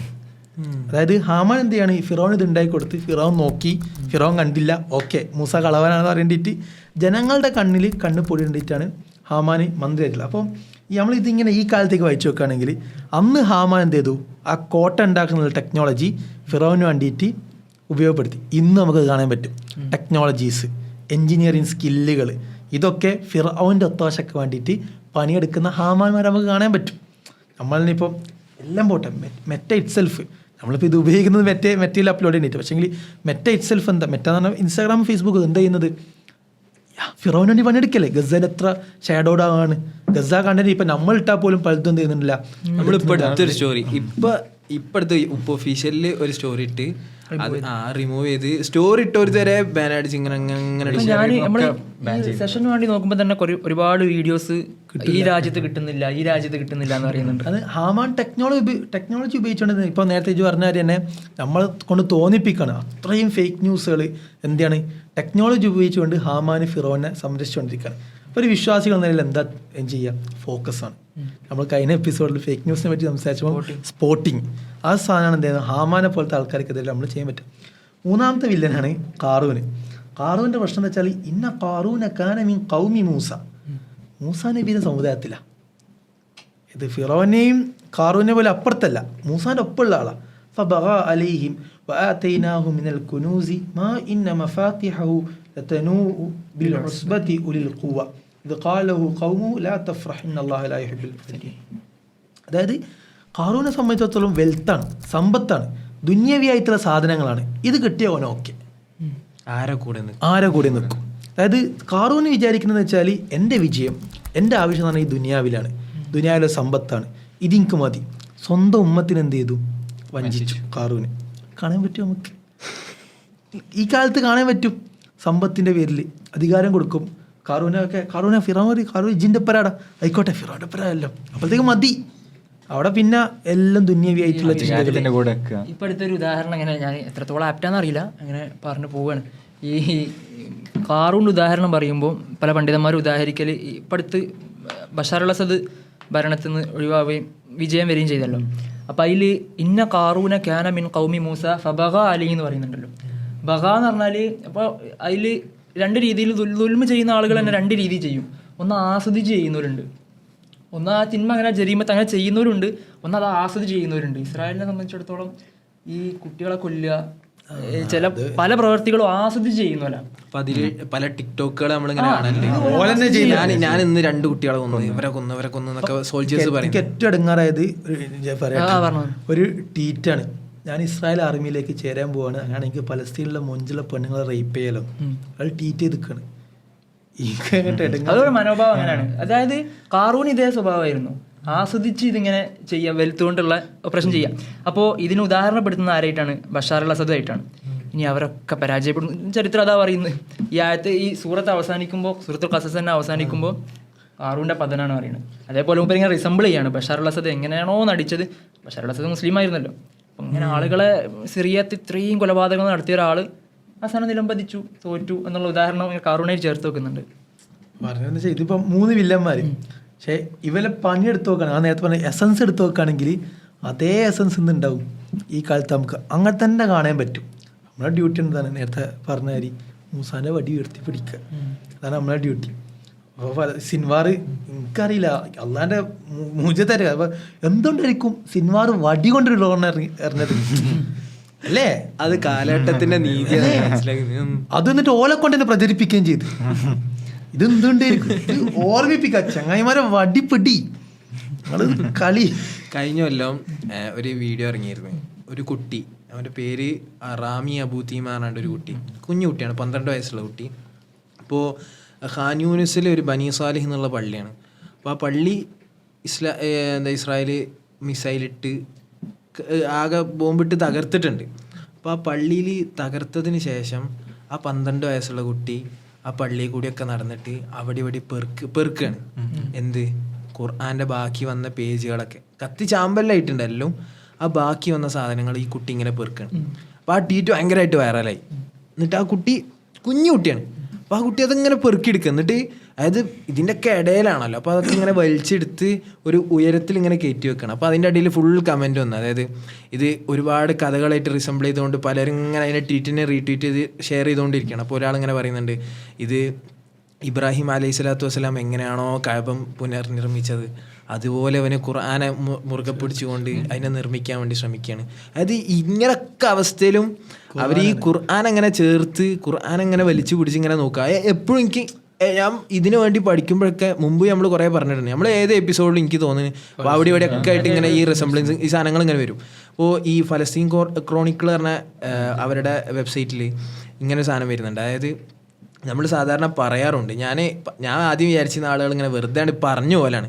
കഴിഞ്ഞ എപ്പിസോഡ് നമ്മൾ ഫേക്ക് ന്യൂസ് ഒക്കെ പറഞ്ഞുകൊണ്ട് എല്ലാത്തിൻ്റെയും സോഴ്സുകൾ ഇങ്ങനെ തപ്പി പോകാൻ ഇങ്ങനെ നോക്കി. അപ്പോൾ നോക്കുമ്പോൾ ഫലസ്തീൻ ക്രോണിക്കിളിൽ വന്ന ഒരു ആർട്ടിക്കിളാണ്. അതായത് ഫലസ്തീനിലെ ഡെൻസിറ്റി അതിനെ പരിശോധിച്ച് നോക്കിയാൽ ഇത്രയും ഹഫാളുകളുള്ള അത്രയും പോപ്പുലേറ്റഡ് ആയിട്ടുള്ള ഒരു ഏരിയ വേറെ അത് എല്ലാവർക്കും ഉണ്ടാകുന്ന ഒരു കൺഫ്യൂഷൻ. ഇപ്പോൾ നമ്മൾ ഈ വിഷയം പഠിക്കുമ്പോൾ തന്നെ നമ്മളേറ്റവും കോറായിട്ടുള്ള സബ്ജക്റ്റ് എന്താണെന്ന് വെച്ചാൽ ഫലസ്തീനികളൊക്കെ ഹാഫിദ് ആകുന്നുണ്ട്, ഒരുപാട് ആൾക്കാർ ഹാഫിദ് ആകുന്നു. ഈ നമ്പർ നമ്മളിങ്ങനെ കേൾക്കുകയാണ്. അപ്പോൾ ഞാൻ അങ്ങനെ അന്വേഷിച്ചു, ഇതിപ്പോൾ നമ്മൾക്കൊരു ഫാക്ട് ചെക്കിങ് നടത്തണമല്ലോ, ശരിക്കും എന്തൊക്കെയാണ്.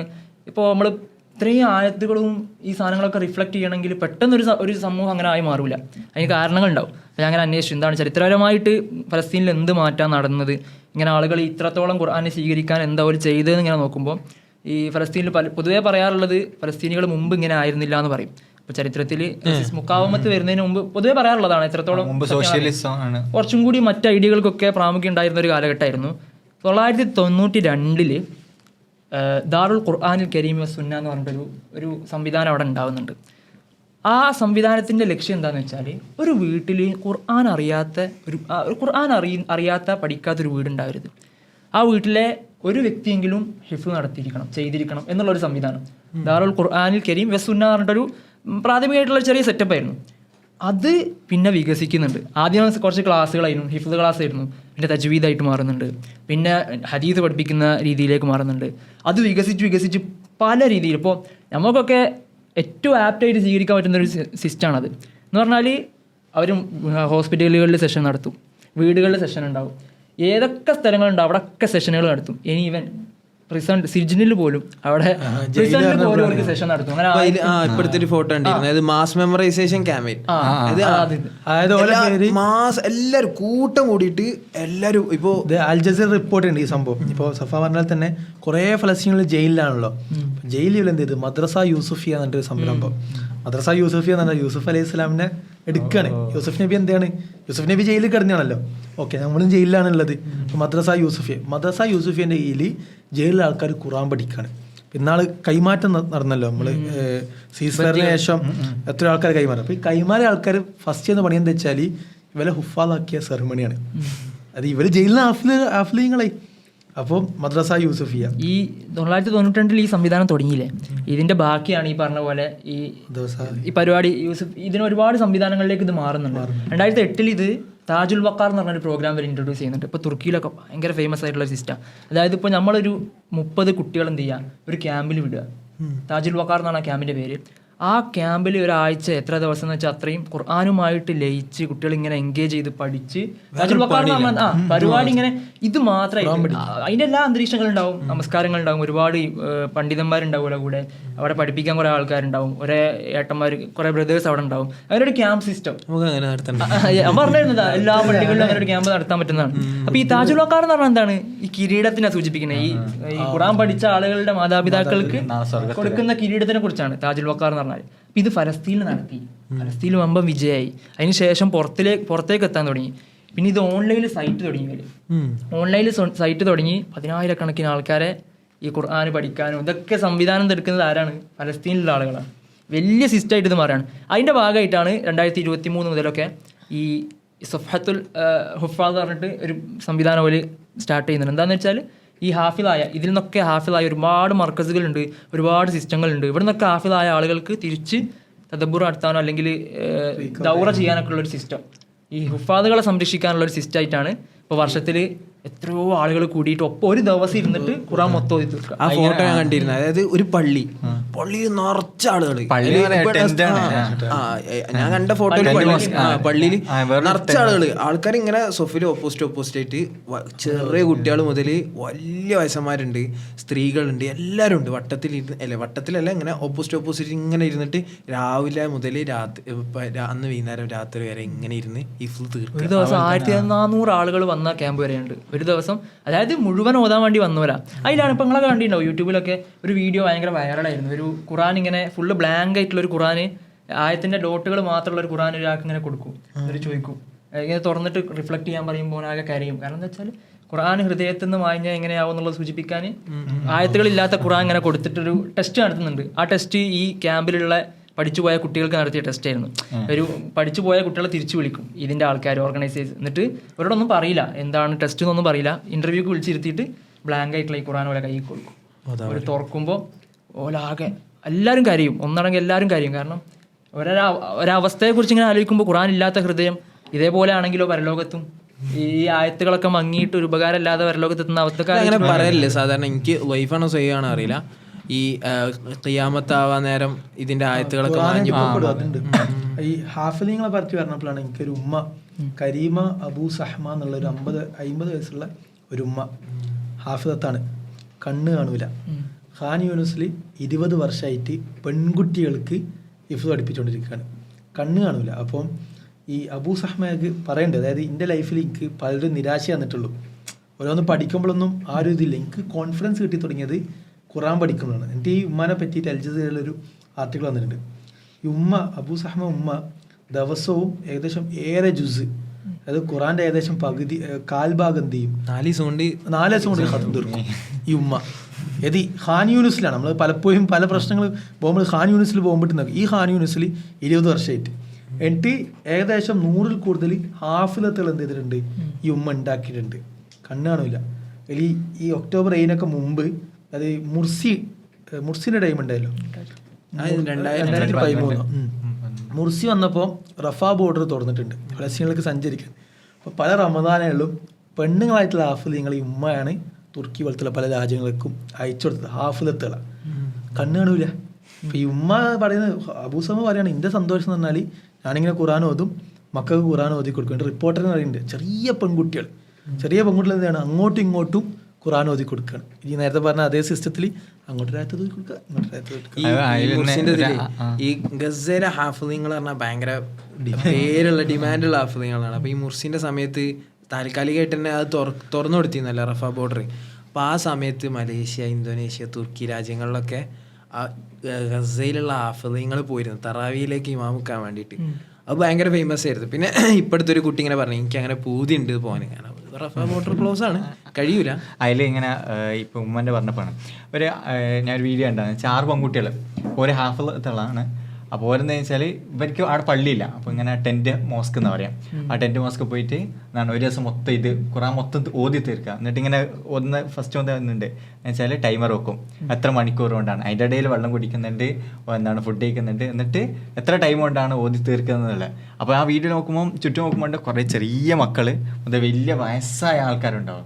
അവർ വരെ ഇങ്ങനെ ഖുറാൻ ഇങ്ങനെ ദൗറയും ഇതൊക്കെ ഇങ്ങനെ പാരായണം ചെയ്തുകൊണ്ടേ ഇരിക്കുന്നത്. അതായത് ഓലെ മെയിൻ സാധനം എന്താ വെച്ചാൽ, ഓലെ സംബന്ധിച്ചിടത്തോളം ഓലെ ഹൃദയത്തിന് എന്താണ്, ഖുറാനാണ് ഷിഫ. ഇപ്പം അള്ളാഹ് പറയുന്നുണ്ടല്ലോ, യാ അയ്യുഹന്നാസ് ഖദ് ജാഅത്കും മൗഇദത്തും മിർ റബ്ബിക്കും വശിഫാഉൻ ലിമാ ഫിസ് സുദൂർ. നിങ്ങളുടെ ഹൃദയത്തിനുള്ള ഷിഫയാണ്. ഏത് ഫലസ്തീൻ എടുത്തു നോക്കുകയാണെങ്കിലും ഓല് പറയാൻ ഞങ്ങൾ സാന്ത്വനം കണ്ടെത്തുന്നത് ഖുറാൻ ഓതിയിട്ടാണ്, ഞങ്ങൾ സന്തോഷം കണ്ടെത്തുന്നത്. കിരിമ ഷാമ അവരും പറയുന്നുണ്ട്, ഞങ്ങൾ അത്രയും പ്രഷറിലാണ് ഞങ്ങൾ ജീവിക്കുന്നത്, അത്രയും പ്രയാസത്തിലാണ് ഞങ്ങൾ ജീവിതം മുന്നോട്ട് കൊണ്ടുപോകുന്നത്. പക്ഷെ ഞങ്ങൾക്ക് ആകെ ഒറ്റ കൺസോളേഷൻ, ആകെ സമാധാനം തരുന്ന ഒന്നേ ഉള്ളൂ, അത് ഈ ഖുറാനാണ്. ഈ മറ്റേ റസായിലുൽ ഖുർആൻ വളരെ പ്രസിദ്ധമാണത്. അദ്ദേഹം ഷർക്കാവിൻ്റെ, ഞാൻ ഈ ഒരു വർഷം നമ്മൾ കഴിഞ്ഞ എപ്പിസോഡ് ചെയ്തതിന് ശേഷം ഏറ്റവും കൂടുതൽ വായിക്കാൻ ശ്രമിച്ച പുസ്തകങ്ങൾ എന്ന് പറഞ്ഞാൽ അദ്ദേഹം ഷർക്കാവിൻ്റെ പുസ്തകം. ഈ കഴിഞ്ഞ റമദാൻ എനിക്ക് ഓർമ്മയുണ്ട്, ഇവന് ഇരുന്നിട്ട് ഇങ്ങനെ വായിക്കൂ. അത് ഞാൻ നമുക്ക് ഭയങ്കര റിഫ്ലക്റ്റിംഗ് ആയിട്ട് തോന്നും, നമ്മളെ ജീവിതത്തിൽ ഭയങ്കര കണക്ഷൻ ആയിട്ട് തോന്നും. കാരണം എന്താ വെച്ചാൽ മുബരണ്ണ അതിങ്ങനെ പറയുന്നുണ്ട്, ബേസിക്കലി ഒരു ഐഡിയ കൊടുത്തു. റസായിലുൽ മിനൽ ഖുർആൻ എന്ന് പറഞ്ഞാൽ ഒരു ഹമാസ് ഒരു പ്ലാൻ, ഇസ്രായേലിനെ ആക്രമിക്കുന്ന ഒരു പ്ലാന്, കുറെ മോണിറ്ററി മിസൈലൊക്കെ ഉള്ള ഒരു പ്ലാനിൽ ടാബിലുള്ള ഒരു പുസ്തകമാണ്. അതായത് ആ പ്ലാൻ നടന്നുകൊണ്ടിരിക്കുമ്പോൾ അവിടെ ആ പുസ്തകം കണ്ടു. അതായത് അങ്ങനെ ഒരു വീഡിയോ അൽ ജസീറയിൽ പുറത്തു വന്നിരുന്നു. അപ്പോൾ ആ വീഡിയോയിലുള്ള ഒരു ഫ്രെയിമിൽ ഇവരിങ്ങനെ പ്ലാൻ ചെയ്തുകൊണ്ടിരിക്കുമ്പോൾ ബങ്കറിൽ ഇരുന്നിട്ട് പ്ലാൻ ചെയ്തുകൊണ്ടിരിക്കുമ്പോൾ അവരെ സൈഡിൽ കുറച്ച് കിതാബുകളൊക്കെ ഉണ്ട്. അപ്പോൾ അതിൽ മെയിൻ ആയിട്ടുള്ള വെള്ള ചട്ടയിൽ സിൻവാറിന്റെ ഷെയ്ദായ സമയത്ത് യഹ്യ സിൻവാറിന്റെ കുറച്ച് സാധനങ്ങൾ ഉണ്ടായിരുന്നു. അതിലും മുട്ടായി എന്തൊക്കെ ഉണ്ട്, നമ്മളിപ്പോ ട്വിറ്ററിൽ ഒരു ഫോട്ടോ വന്നാൽ എന്തൊക്കെ തരത്തിലുള്ള ഡെഫിനിഷൻ. അതേപോലെ ഈ ചിത്രം ഭയങ്കര ട്രെൻഡിങ് ആയി. അപ്പോൾ ആൾക്കാർ മുഴുവൻ ഈ പുസ്തകം അന്വേഷിക്കാൻ തുടങ്ങി. അന്ന് പറയപ്പെടുന്നത് നെറ്റിൽ ഏറ്റവും കൂടുതൽ സെർച്ച് ചെയ്യപ്പെട്ട വാക്ക് റസായിബിനുൽ ഖുർആൻ. എന്നിട്ട് ഓദറൈസസ് പറയുന്നുണ്ട് ഞങ്ങൾ എത്രയും പെട്ടെന്ന് ഇത് ട്രാൻസ്ലേറ്റ് ചെയ്യാൻ നോക്കുന്നുണ്ട് എന്നൊക്കെ പറയുന്ന ന്യൂസൊക്കെ ഉണ്ടായിരുന്നു. റസായിബിനുൽ ഖുർആൻ്റെ ഒരു പ്രത്യേകത എന്താണെന്ന് വെച്ചാൽ അദ്ദേഹം ഷർക്കാവി എന്ന് പറഞ്ഞാൽ ഈ അദബിൽ, ഈ സാഹിത്യത്തിൽ, അറബി സാഹിത്യത്തിലൊക്കെ മാസ്റ്റേഴ്സ് ചെയ്ത ആളാണ്. അപ്പോൾ ഇദ്ദേഹത്തിൻ്റെ ഈ പുസ്തകത്തിൻ്റെ പ്രത്യേകത എന്താണെന്ന് വെച്ചാൽ ഈ ആയത്തുകൾ ഇപ്പോൾ ഓരോ ആയത്തിൻ്റെ ഓരോ സെഗ്മെൻ്റ് ഒക്കെ ആയിരിക്കും, ഫുൾ ആയത്തൊന്നും ചിലപ്പോൾ ഉണ്ടാവില്ല. ഈ ആയത്തുകൾ ഡെയിലി ലൈഫിൽ എങ്ങനെയാണ് കണക്ട് ചെയ്യാൻ പറ്റുക, ഓരോ മനുഷ്യൻ്റെയും ജീവിതത്തിൽ അതിൻ്റെ ചിലപ്പോൾ തഫ്സീർ ഉണ്ടാവില്ല, അല്ലെങ്കിൽ അതിൻ്റെ സബബ് നുസൂലുകൾ ഉണ്ടാവില്ല, അതിൻ്റെ ആയത്തിൻ്റെ വിശദീകരണങ്ങൾ ഒരുപാടൊന്നും ഉണ്ടാവില്ല. പക്ഷെ നമ്മുടെ ജീവിതത്തിൽ എങ്ങനെയാണ് ഈ ആയത്ത് കണക്ട് ചെയ്യാൻ പറ്റുന്നത്? ഏതെങ്കിലും ഒരു ആയത്ത് എടുത്തിട്ട് ഫലസ്തീനികളെ സംബന്ധിച്ചിടത്തോളം എല്ലാ ആയത്തും കണക്ട് ചെയ്യാൻ പറ്റും. എല്ലാ ആയത്തും ഓരോ ജീവിതത്തിൽ ഓൾക്ക് സമാധാനം നൽകുന്നതായിരിക്കും. ഓരോ വിഷമങ്ങളിൽ ഓൾക്ക് ഇങ്ങനെ സമാധാനം നൽകുന്ന ആയത്തുകളായിട്ട് ഈ ആയത്തുകൾ ഇങ്ങനെ കാണാൻ പറ്റും. അങ്ങനെ എല്ലാ ആയത്തുകളും ഓൾക്ക് ഒരു ദുഃഖം, അതൊരു ബോംബ് വന്നു, ഒരു ഖുർആനായത്തുണ്ട് ഓലെ കൺസോൾ ചെയ്യാൻ. ഏതെങ്കിലും അർത്ഥത്തിൽ വിഷമം അനുഭവിച്ചു, ഭക്ഷണമില്ല, ഒരിക്കൽ ഖുർആനായത്തുകളുണ്ട് വിഷമം കിട്ടാൻ വേണ്ടി. കുട്ടിൻ്റെ വീഡിയോ എങ്ങനെ കണ്ടിരുന്നു? ആ കുട്ടീൻ്റെ കൈ ഇങ്ങനെ ആകെ മുറിഞ്ഞ് ഇതായിട്ടുണ്ട്. അപ്പോൾ ഓരിങ്ങനെ വെള്ളം വെച്ചിട്ട് ഇങ്ങനെ തുടച്ചുകൊണ്ടിരിക്കണം. അപ്പോൾ ഇങ്ങനെ നിന്നിട്ട് ഓതാണ് കാനു ഖലീലം മിനല്ലൈ, അങ്ങനെ കേട്ടിട്ട് ഞാൻ അല്ലാ എന്ത് രസത്തിലോ ഓതുന്നു. അത് ഇവിടൊക്കെ പോയിക്കണം, എല്ലാം പോയിക്കണം. അതിങ്ങനെ ഡ്രസ്സ് ചെയ്ത് കൊടുക്കണം നേഴ്സുകൾ. അങ്ങനെ കിടന്ന് പോലെയുണ്ട്. ഇവൻ വളരെ രസം, ഓത്തേക്കൾ രസം. ഞാൻ പിന്നെ അവനെ ഫുൾ സെർച്ച് ചെയ്ത്. അപ്പോൾ അവൻ്റെ കുറേ വീഡിയോസ് ഭയങ്കര ഫേമസ് ആണ്. അവൻ്റെ കുറേ കൈ ആ കെട്ടിയിട്ട കൈയായിട്ട് തന്നെ വേറെ കുറേ കഥയില്ലേ സ്വഹാബിന്റെ എന്താണ് അമ്പു വരുമ്പോൾ ഞാൻ നമസ്കരിക്കുമ്പോൾ നിങ്ങളത് അമ്പു ഉരിക്കും എന്നുള്ളത്.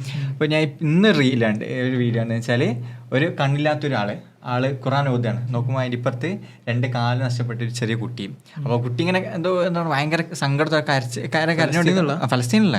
അപ്പോൾ ആ കാലിങ്ങനെ തടയിക്കൊണ്ട് മൂപ്പരിങ്ങനെ കണ്ണില്ലാത്ത ആള് ഇങ്ങനെ കുറിച്ച് ഇങ്ങനെ ഒതുക്കൊണ്ടേയിരിക്കുകയാണ്. അപ്പോൾ ആ കുട്ടി ഇങ്ങനെ മെല്ലെ ഉറങ്ങി പോകുന്നുണ്ട്.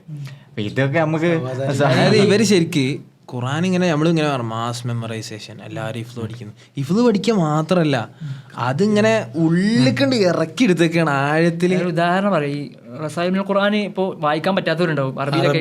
ഞാൻ ഒറ്റ ഉദാഹരണം, ഒരു കഥ മലയാളം ട്രാൻസ്ലേഷൻ, മലയാളത്തിൽ ട്രാൻസ്ലേഷൻ അല്ല, അതിങ്ങനെ ഓരോന്നായിട്ട് ഇങ്ങനെ പുറത്തിറക്കിക്കൊണ്ടിരിക്കുന്നുണ്ട്. ബുക്കായിട്ട് വന്നിട്ടില്ല, സ്വാഭാവികമായിട്ട് കംപ്ലീറ്റ് ആകും, ബുക്കാവും. ഒരായത്ത് മാത്രം മൂപ്പര് വിശദീകരിക്കുന്നത് ഇങ്ങനെ പറയാം. അപ്പോൾ അതിങ്ങനെ ഇതിൻ്റെ ഒരു നമുക്കെങ്ങനെ കണക്ട് ചെയ്യാൻ പറ്റും നോക്കാലും. വറുസുലല്ലം നഖ്സുസുഹും അലൈക്ക് എന്ന് പറയുന്ന ഒരു ആയത്തുണ്ട് വിശുദ്ധ ഖുർആനിൽ. വറുസുലല്ലം നഖ്സുസുഹും അലൈക്ക്, പ്രവാചകന്മാരിൽ നിന്നോട് പറയാത്തതായിട്ടുള്ള പ്രവാചകന്മാരും ചരിത്രത്തിൽ ഉണ്ടായിട്ടുണ്ട്. അതായത് നമ്മളറിയാതെ 1,00,000-ൽ പരം പ്രവാചകന്മാർ വന്നിട്ടുണ്ടെന്ന് പറയുന്നുണ്ട്. നമ്മളെ കുറിച്ച് ഒരു ഐഡിയ നമുക്കില്ല. ഓരോന്നും എത്ര വലിയ ത്യാഗമോ എത്ര വലിയ ദൗത്യമോ ചെയ്തിട്ടുണ്ടാവും, പക്ഷെ അവരെ കുറിച്ചൊന്നും ഒരു ഡീറ്റെയിലും ഖുർആനിലില്ല. അപ്പോൾ മൂപ്പര് വിശദീകരിക്കുകയാണ്, ഇന്ന ജഹലൻ നാസി ഫളക ഫലാ തബ്തൈസ്, ആളുകൾക്ക് നിന്നെക്കുറിച്ച് അറിയാതിരിക്കുക എന്ന് പറയുന്നത് അള്ളാഹുവിൻ്റെ ഒരു നിയമത്താണ്. ഗസക്കാരെ സംബന്ധിച്ച് ഓൾക്ക് കണക്ട് ചെയ്യാൻ പറ്റും. യക്ഫി അന്നല്ലാഹ യഅലമു മൻ അൻത, അള്ളാഹുവിനെ എന്നെക്കുറിച്ച് അറിയാന്നുള്ളത് മാത്രം മതി. അവിടെ ലൻ യസീദ ഷൈഅൻ ഫീ മീസാനി നൂഹ് അലൈഹിസ്സലാം അന്നനാ അറഫ്നാഹ്, നമ്മളെന്തെങ്കിലും അറിഞ്ഞില്ല എന്നുള്ളത് നൂഹ് നബി അലൈഹി സ്വലാത്തു വസ്സലാമയുടെ മീസാനിൽ ഒരു മാറ്റവും വരുത്താൻ പോകുന്നില്ല. ഒരുപാട് ചരിത്രങ്ങൾ പറയാം. ഹാറൂൺ റഷീദിൻ്റെ പടയാളികളിൽ ആയിരക്കണക്കിന് ആളുകളുണ്ടായിരുന്നു, ആയിരക്കണക്കിന് ഷഹീദുകളുണ്ടായിരുന്നു. അവരുടെ പേരൊന്നും ചരിത്രത്തിൽ എവിടെയില്ല. അങ്ങനെ ഇസ്ലാമിന് വേണ്ടി ത്യാഗം വരിച്ച, മരണപ്പെട്ട, ഷഹീദായ ലക്ഷക്കണക്കിന് ആളുകൾ ചരിത്രത്തിലുണ്ട്. എവിടെയില്ല. നമ്മളെ പേര് നമ്മൾ ആഗ്രഹിക്കുകയാണ്, എന്തെങ്കിലുമൊക്കെ ചെയ്യുമ്പോഴത്തേനും നമ്മളെ പേര് എവിടെങ്കിലൊക്കെ വരണം, ആരെങ്കിലുമൊക്കെ കാണണം എന്ന് ആഗ്രഹിക്കുകയാണ്. ഫലസ്തീനികളെ സംബന്ധിച്ചിടത്ത് ആലോചിച്ച് നോക്കി, ആയിരക്കണക്കിന് ആളുകൾ ഇങ്ങനെ മരണപ്പെടുക. അവരെ സംബന്ധിച്ച് എത്ര സ്വാതന്ത്ര്യം ഉണ്ടോ ഈ ആയത്ത് കേൾക്കുമ്പോൾ. അള്ളാഹു പറഞ്ഞാൽ മതി, ഈ ചെയ്യുന്നത്, സഹിക്കുന്നത്, ഈ ത്യജിക്കുന്നതൊക്കെ അള്ളാഹു കണ്ടാൽ മതി, അള്ളാഹു പ്രതിഫലം നൽകും എന്നുള്ളൊരു അർത്ഥമാണ് ഈ ആയത്ത് ഓൽക്ക് കൊടുക്കുക. നമ്മളെ സംബന്ധിച്ചിടത്തോളം നമുക്ക് ഒരുപാട് അർത്ഥം തരും. നമ്മളിപ്പോൾ വലുതായിട്ട് എന്തെങ്കിലുമൊക്കെ ചെയ്യുമ്പോൾ നമുക്ക് ചിലപ്പോൾ അപ്രിസിയേഷൻ കിട്ടിയില്ലെങ്കിൽ ഇടങ്ങാറാവും, ഉണ്ടാവലുണ്ട്. പിന്നീട് അത് ചെയ്യാനുള്ളൊരു മോട്ടിവേഷൻ കുറഞ്ഞു. പക്ഷെ ഏറ്റവും വലിയ അപ്രിസിയേഷൻ എന്താണ്? അള്ളാന്റെ അള്ളാഹ് കണക്കിൽ എഴുതിയിട്ടുണ്ടെന്നുള്ളതാണ്. ഇത് നമുക്ക് എന്ത് ചെയ്യാൻ പറ്റും? കണക്ട് ചെയ്യാൻ പറ്റും, എല്ലാവർക്കും റിഫ്ലക്ട് ചെയ്യാൻ പറ്റും. ആ പുസ്തകത്തിൽ അങ്ങനത്തെ കുറെ കണക്ട് ചെയ്യാൻ പറ്റുന്ന ആയത്തുകൾ. ഞാൻ ആലോചിച്ച് മെയിൻ സാധനം വെച്ചാൽ ഇത് നമ്മൾ ഗസനെ പറ്റിയും ഫലസ്തീനിലെ ആൾക്കാരെ പറ്റി ആലോചിച്ചില്ല. ഇത് ശരിക്കും പരീക്ഷണമായിരിക്കും. ഇത് ശരിക്കും പരീക്ഷണം എന്ന് പറയുന്നത് ഗസല് പുറത്തുള്ള ആൾക്കാർക്കാണ്, എന്ന് വെച്ചാൽ നമുക്കൊക്കെയാണ്. അപ്പോൾ അള്ളാഹ് ശരിക്കും പരീക്ഷണം ഇറങ്ങുന്നത് വെച്ചാൽ നമ്മൾ ഇതിനോട് എങ്ങനെയാണ് ഇതായിട്ടുള്ളത്, അല്ലെങ്കിൽ ഇതിനോട് നമ്മൾ എങ്ങനെയാണ് സമീപിക്കുന്നത്. പുറത്തുള്ള മുസ്ലിം സമൂഹം അല്ലെങ്കിൽ പുറത്തുള്ള ലോകം എങ്ങനെയാണ് ഗസയിൽ അല്ലെങ്കിൽ ഫലസ്തീനിലെ കുട്ടികളോട് അല്ലെങ്കിൽ ഫലസ്തീനിലെ ആൾക്കാരോട് എങ്ങനെയാണ് ഐക്യപ്പെടുന്നുണ്ടോ, അല്ലെങ്കിൽ എന്താണ് മുനാഫിക്കുകളുടെ പ്രവൃത്തികളാണോ ചെയ്യുന്നതെന്നുള്ളത് ആണ് യഥാർത്ഥ പരീക്ഷണം. അതിൽ നമ്മളൊക്കെ ആലോചിക്കേണ്ട ഒരു സാധനമുണ്ട്. നാളെ പരലോകത്ത് നമ്മൾ പഠിച്ചവൻ്റെ മുമ്പിലെത്തുന്നു. അപ്പോൾ പഠിച്ചവൻ്റെ മുമ്പിലെത്തുമ്പോൾ ഫലസ്തീനിലൊരു കുട്ടിയുണ്ട്. ഫലസ്തീനിലെ ഒരു കുട്ടി നമ്മളെ പറ്റി അള്ളാഹുവിനോട് പറയാണ്, പഠിച്ചവനെ ഇവനെ എനിക്ക് വേണ്ടിയിട്ട് എന്താണ് ഒരുപാട് ചെയ്തിട്ടുണ്ട്, എന്താണ് ഒരുപാട് വോയിസ് ഉയർത്തിയിട്ടുണ്ട്, എന്താണ് ഒരുപാട് എന്താണ് സോഷ്യൽ മീഡിയയിൽ ഒരുപാട് കാര്യങ്ങൾ ചെയ്തിട്ടുണ്ട്, എന്താണ് തെരുവിലേക്ക് ഇറങ്ങിയിട്ടുണ്ട്. സംഭവമായിട്ടൊന്നല്ല നമുക്ക് ചെയ്യാൻ പറ്റുന്നത് ഇങ്ങനെ ഓർക്ക് ഐക്യപ്പെടുക, അല്ലെങ്കിൽ ഓരായിട്ട് എന്താണ് കൂടുതൽ എന്താണ് ഓർക്ക് വേണ്ടി ശബ്ദം ഉയർത്തുക.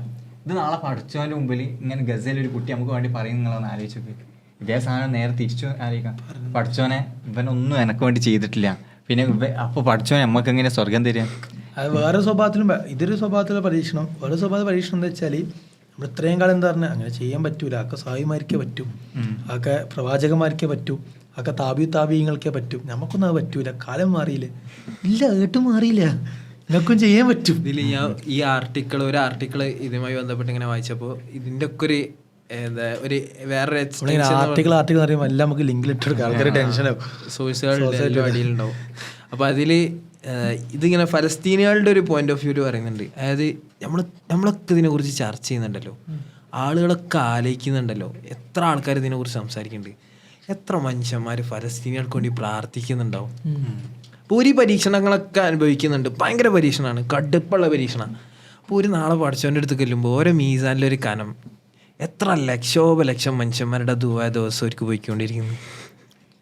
ഓരോരു ഓവർ ആലോചിച്ച് പ്രാർത്ഥനക്കാണോ കൂടുതൽ വാല്യൂ? നമുക്ക് ഇതുവരെ അറിയാത്ത, ഇതുവരെ കണ്ടുമുട്ടാത്ത കുറേ മനുഷ്യന്മാർക്ക് വേണ്ടിയിട്ടല്ലേ, മദ്ലൂമീങ്ങൾക്ക് വേണ്ടിയിട്ടല്ലേ നമ്മൾ ദിനേന പ്രാർത്ഥിച്ചുകൊണ്ടിരിക്കുന്നത്.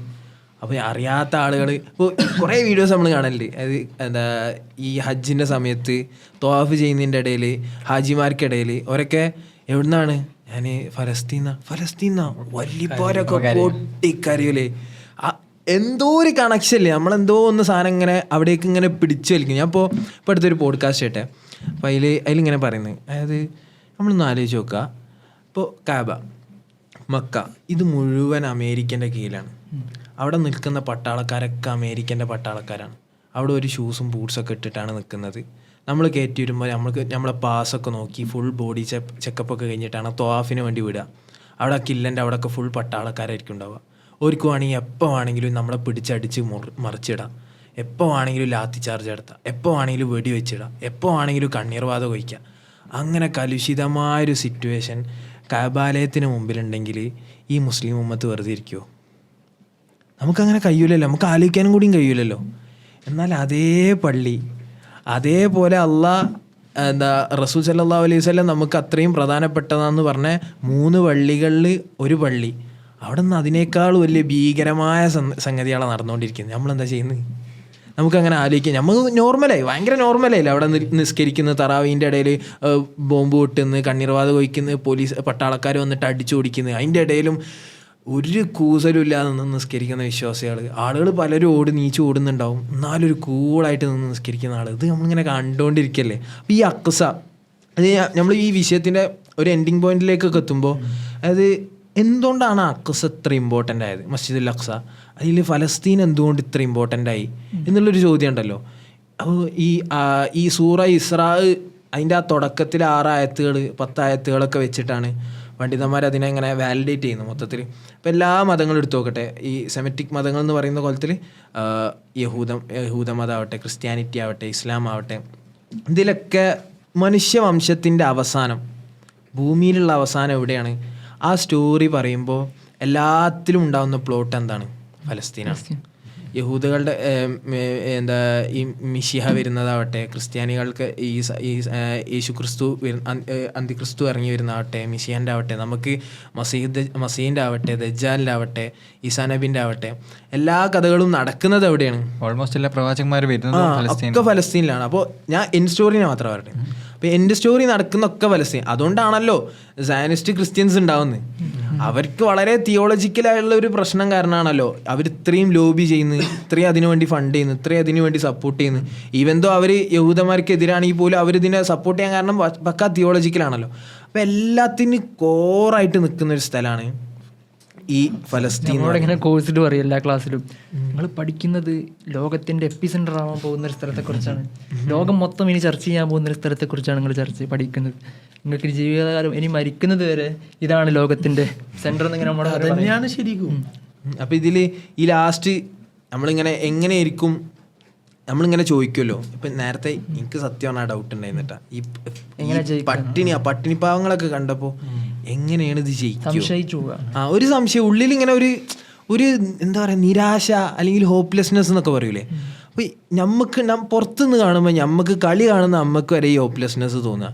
അപ്പോൾ കളിക്കളത്തിൽ നിന്ന് ഈ കളിച്ചുകൊണ്ടിരിക്കുന്ന ആളുകൾക്ക് സ്വന്തം വേർപ്പും ചോരയും കൊടുത്തുകൊണ്ടിരിക്കുന്ന ആളുകൾ അവരെപ്പോഴും എന്താ അത്ര ആത്മവിശ്വാസത്തിൽ നിൽക്കുന്നത്? അപ്പോൾ നോക്കിക്കഴിഞ്ഞാൽ പക്ക അള്ള അങ്ങനെ വാഗ്ദാനം ചെയ്യപ്പെട്ട് കൊടുത്തതായിട്ട് ആ ഇസ്രായേലിൻ്റെ ഭാഗങ്ങൾ ഇങ്ങനെ ഈ സംസാരിച്ചിരുന്നില്ലേന്നാ എൻ്റെ എൻഡിങ്. ഇപ്പോൾ സൂറ ഇസ്രായേൽ ലാസ്റ്റിൽ വഖളൈനാ ഇലാ ബനി ഇസ്രായേല ഫിൽ കിതാബി ലതുഫ്സിദുന്ന ഫിൽ അർളി മറത്തൈനി വലതഅലുന്ന ഉലൂവൻ കബീറ. 4ാമത്തെ ആയത്തിൽ ഇസ്രായേൽ പറയുന്നുണ്ട്, അതായത് അള്ളാഹു സുബ്ഹാനഹു വ തആല എന്താ യഹൂദന്മാർക്ക് 2 തവണ വലിയ ഫസാദ് അവർക്ക് ഉണ്ടാക്കും. അതിനുശേഷം അവർ ഉയർന്നു വരും. 2 തവണ ലതുഫ്സിദുന്ന ഫിൽ അർളി മറത്തൈൻ, 2 തവണ അവർക്ക് വലിയൊരു അടി കിട്ടും. അതായത് ഭൂമിയിൽ ഒട്ടുക്കും അവർ തുടച്ച് കളയുന്ന രീതിയിലുള്ള വലിയൊരു പ്രഹരം അവർക്ക് കിട്ടും. വലതഅലുന്ന ഉലൂവൻ കബീറ. അങ്ങനെ ഒരു സിറ്റുവേഷൻ ഹിസ്റ്റോറിക്കലി അവർക്ക് സംഭവിക്കും എന്ന് പറയുന്നുണ്ട്. അപ്പോൾ ഈ ആയത്തിനെ വെച്ചുകൊണ്ടാണ് ഒരുവിധം പണ്ഡിതന്മാരൊക്കെ ഈ ഫലസ്തീനിൻ്റെ അല്ലെങ്കിൽ ഈ ഒരു പ്രശ്നം ഉണ്ടല്ലോ, ഇങ്ങനൊരു ജനസൈഡ് നടക്കുന്നുണ്ടല്ലോ, ഇതിൻ്റെ ഒരു എന്തായിരിക്കും എന്നുള്ളതിനെ ആ നിലക്കാണ് വിശദീകരിക്കുന്നത് ഈ ആയത്ത്. അപ്പോൾ ഞാൻ ഈ ആയത്തിനെ മൊത്തത്തിൽ പണ്ഡിതന്മാരെങ്ങനെയാണ് മനസ്സിലാക്കുന്നത്, മുഫസ്സിരീങ്ങൾ എങ്ങനെ മനസ്സിലാക്കുന്നത് ഈ ഭാഗം ഉണ്ടല്ലോ. അപ്പോൾ നോക്കിക്കഴിയുമ്പോൾ പണ്ടുള്ള മുഫസ്സിരീങ്ങൾ, അതായത് നമ്മൾ ഇബ്നു കസീർ ആവട്ടെ റാസി ആവട്ടെ അവരുടെയൊക്കെ തഫ്സീറുകൾ എടുത്ത് നോക്കിക്കഴിഞ്ഞാൽ അതിലൊക്കെ പറയുന്നത് ഈ ലതുഫ്സിദുന്ന ഫിൽ അർളി മറത്തൈൻ എന്ന് പറയുന്നുണ്ടല്ലോ, 2 തവണ അവർ ഭൂമിയിൽ ആകെ ഡിസ്ട്രോയ് ചെയ്യപ്പെടും എന്ന് യഹൂദന്മാരെ കുറിച്ച് പറയുന്നത് അത് 2ഉം മുമ്പ് നടന്ന സംഭവങ്ങളാണ്. അത് റസൂലുള്ളാഹിക്ക് മുമ്പ് നടന്ന സംഗതി. ഒന്നാമത്തേത് നബുക്കദ്നസറിന്റെ കാലത്ത്, അതായത് ഈസാ നബിക്കും മുമ്പ് 60 വർഷം മുമ്പോ 600 വർഷം മുമ്പോ ഈസാ നബിക്ക് മുമ്പ് നടന്ന, അതായത് എന്താ അവര് ബൈബിളിലൊരു പേരുണ്ട്, എന്തോ ഒരു മലയാളത്തിൽ ഇതിലൊക്കെ തഫ്സീറുകളിലൊക്കെ കാണുന്ന നബുക്കദ്നസർ എന്നാണ്. അപ്പോൾ ആ രാജാവ് വന്നിട്ട് റോമൻ രാജാവ് വന്നിട്ട് അവരെ തകർത്തിടുകയാണ് ചെയ്യുന്നത്. രണ്ടാമത്തെ സംഭവം വരുന്നത് ഈസാ നബിക്ക് ശേഷമാണ്. ഫലസ്തീനികൾ എന്ത് ചെയ്ത്, ഫലസ്തീനികളല്ല യഹൂദന്മാരെ ഇവിടുന്ന് ആട്ടിപ്പുറത്താക്കുന്ന സിറ്റുവേഷൻ വരുന്നത്. അപ്പോൾ ഈ 2 പണ്ടത്തെ തഫ്സീറുകളൊക്കെ എടുത്ത് നോക്കിക്കഴിഞ്ഞാൽ ഈ 2 പുറത്താക്കലുകളും മുമ്പേ നടന്നുപോയി എന്നാണ് പറയുന്നത്. പക്ഷേ മോഡേൺ തഫ്സീറുകൾ എടുത്ത് നോക്കിയാൽ ഇപ്പോൾ ഷാറാവി ആട്ടെ കർദാവി അങ്ങനെ മോഡേൺ തഫ്സീർ എന്ന് പറയുമ്പോൾ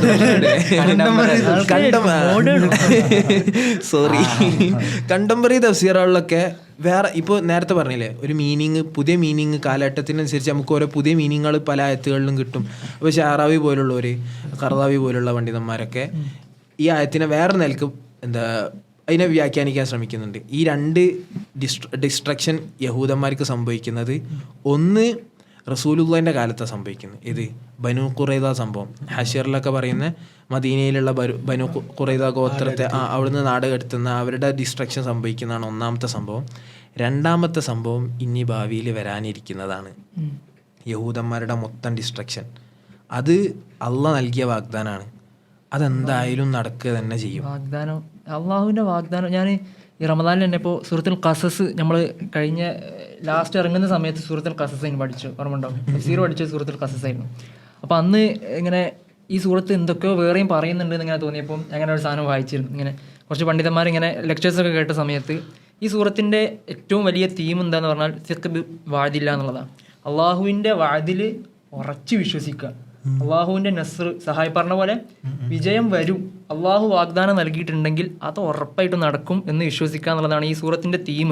ഇതിലാണ് ഫിറൗൻ്റെ കഥ വരുന്നത്, ഈ കാറൂൻ്റെ കഥ സൂറത്ത് അവസാനിപ്പിക്കുമ്പോൾ കാറൂൻ്റെ കഥ വരുന്നുണ്ട്. അതായത് മൂസാ നബി അലൈഹി സ്വലാത്തു വസ്സലാമയുടെ കഥ ഏറ്റവും കൂടുതൽ വരുന്നത് ഖസസിലാണ്, ത്വാഹിലും ഖസസിലൊക്കെയാണ്. അപ്പോൾ ഈ സൂറത്ത് നമ്മളോട് ഇങ്ങനെ വിളിച്ച് പറയുന്നത് പോലെ നമുക്ക് തോന്നും. മൂസാ നബിയെ അള്ളാഹു രക്ഷിച്ചതുപോലെ എങ്ങനെ രക്ഷിച്ചത്? ഉമ്മൻ്റെ കഥ ഉണ്ട്, അവിടെ ഒരുപാട് കഥകൾ വരുന്നുണ്ട്. ഇതിൽ നിന്നൊക്കെ അവസാനം ഇന്നാ റാദ്ദുഹു ഇലൈകി വജഅലൂഹു മിനൽ മുർസലീൻ, തിരിച്ച് പ്രവാചകനായിട്ട് കൊണ്ടുവരുന്ന പറയുന്നത് പോലെ പ്രവാചകൻ സല്ലല്ലാഹു അലൈഹി വസല്ലം, ഇനി പ്രവാചകൻ സല്ലല്ലാഹു അലൈഹി വസല്ലമയുടെ കഥ ഉണ്ട്. മക്ക വിട്ടു പോകുമ്പോൾ പ്രവാചകൻ ആ മണലിങ്ങനെ എടുത്തിട്ട് ഇത്രയും എന്നെ ബുദ്ധിമുട്ടിച്ചിട്ടില്ലായിരുന്നെങ്കിൽ ഞാൻ ഈ മക്ക വിട്ടു പോകില്ലായിരുന്നു, ഇത്രയും പ്രിയപ്പെട്ട സ്ഥലമാണ് മക്ക. അങ്ങനെയുള്ള പ്രവാചകൻ പോകുമ്പം പ്രവാചകൻ അള്ളാഹു സുബ്ഹാനഹു വ തആല കൊടുക്കുന്ന വാക്കുണ്ട്, അവിടെ തിരിച്ചു കൊണ്ടുവരും, ഇതേ നാട്ടിലേക്ക് തിരിച്ചു കൊണ്ടുവരും എന്ന് അവിടെ വാക്ക് കൊടുക്കുന്നുണ്ട്. അപ്പം നമ്മോട് ഇങ്ങനെ ഉറക്കൻ ഈ ആയത്തുകൾ വിളിച്ചു പറയുന്നത് തോന്നും. മൂസാ നബിയെ അള്ളാഹു തിരിച്ചു കൊണ്ടുവന്നതുപോലെ, വിജയിപ്പിച്ചതുപോലെ, മുഹമ്മദ് നബി സല്ലല്ലാഹു അലൈഹി വസല്ലമയിലെ മക്ക ഫത്ഹിലൂടെ മക്കയിൽ എത്തിച്ചതുപോലെ ഫലസ്തീനികളെ വിജയിപ്പിച്ചിരിക്കും. അള്ളാഹുവിൻ്റെ വാക്കിൽ നമ്മൾ വിശ്വസിക്കുക എന്നുള്ളതാണ് ഏറ്റവും അൾട്ടിമേറ്റ്ലി നമുക്ക് ചെയ്യാൻ പറ്റുന്നൊരു കാര്യം. ഈ സൂറത്തിൽ ഇസ്രാ തന്നെ അതിൻ്റെ സബബു നുസൂൽ പറയുന്നുണ്ട്. ഇസ്രാന്റെ സബബു നുസൂൽ ഇസ്രാ മിറാജാണ്.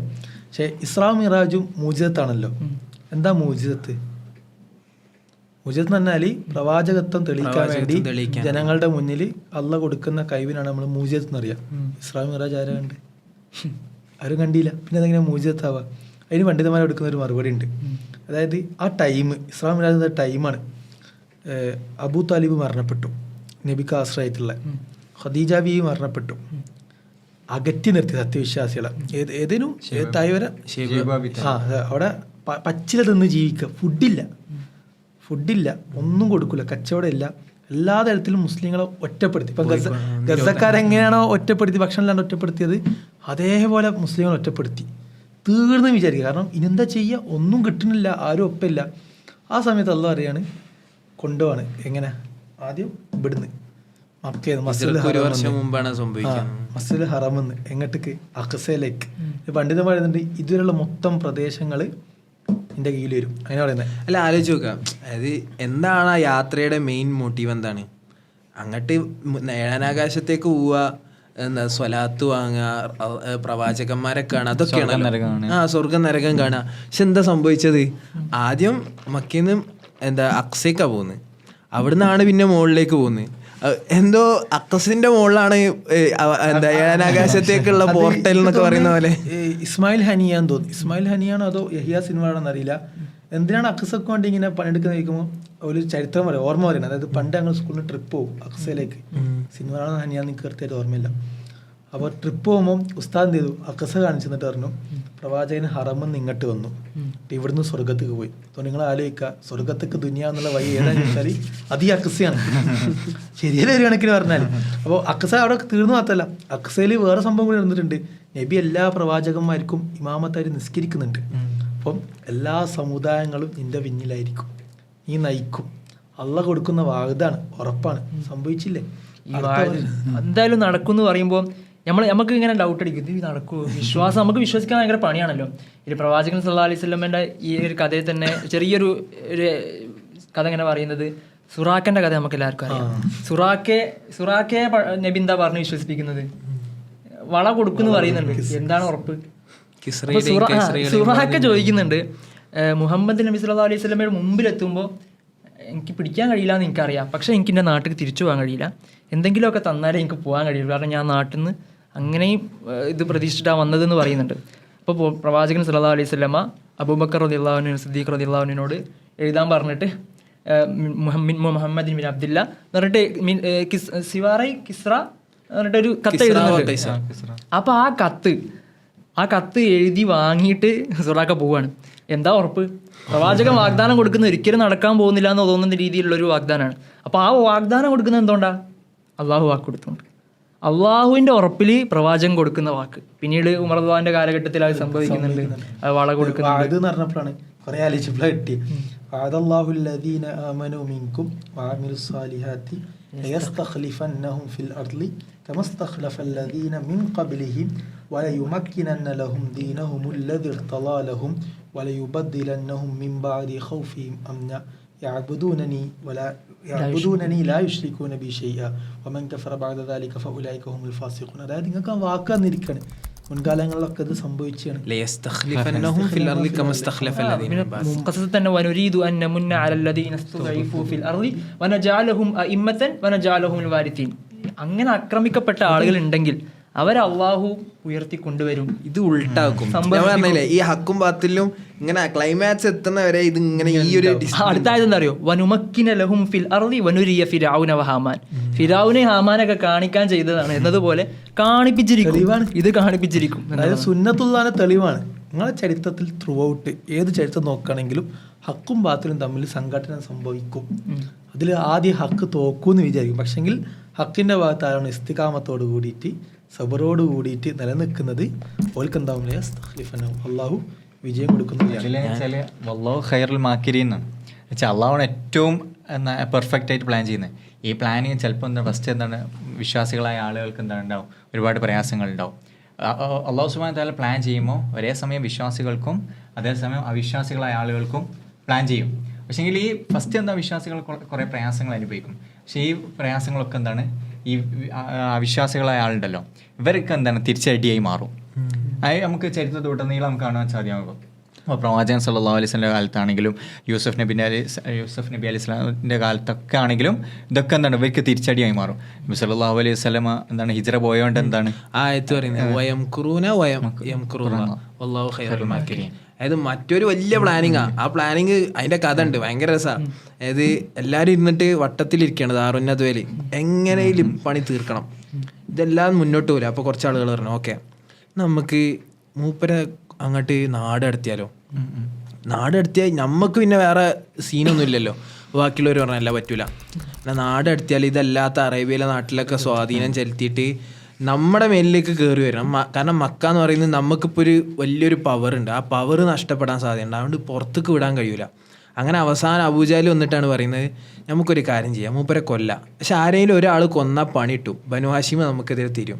ഇവിടെയുള്ള 12 ഗോത്രങ്ങളിലെയും സെലക്ട് ചെയ്ത ആളുകൾ പോയിട്ട് ഒറ്റ വെട്ടിന് മൂപ്പരെ കൊല്ലാം.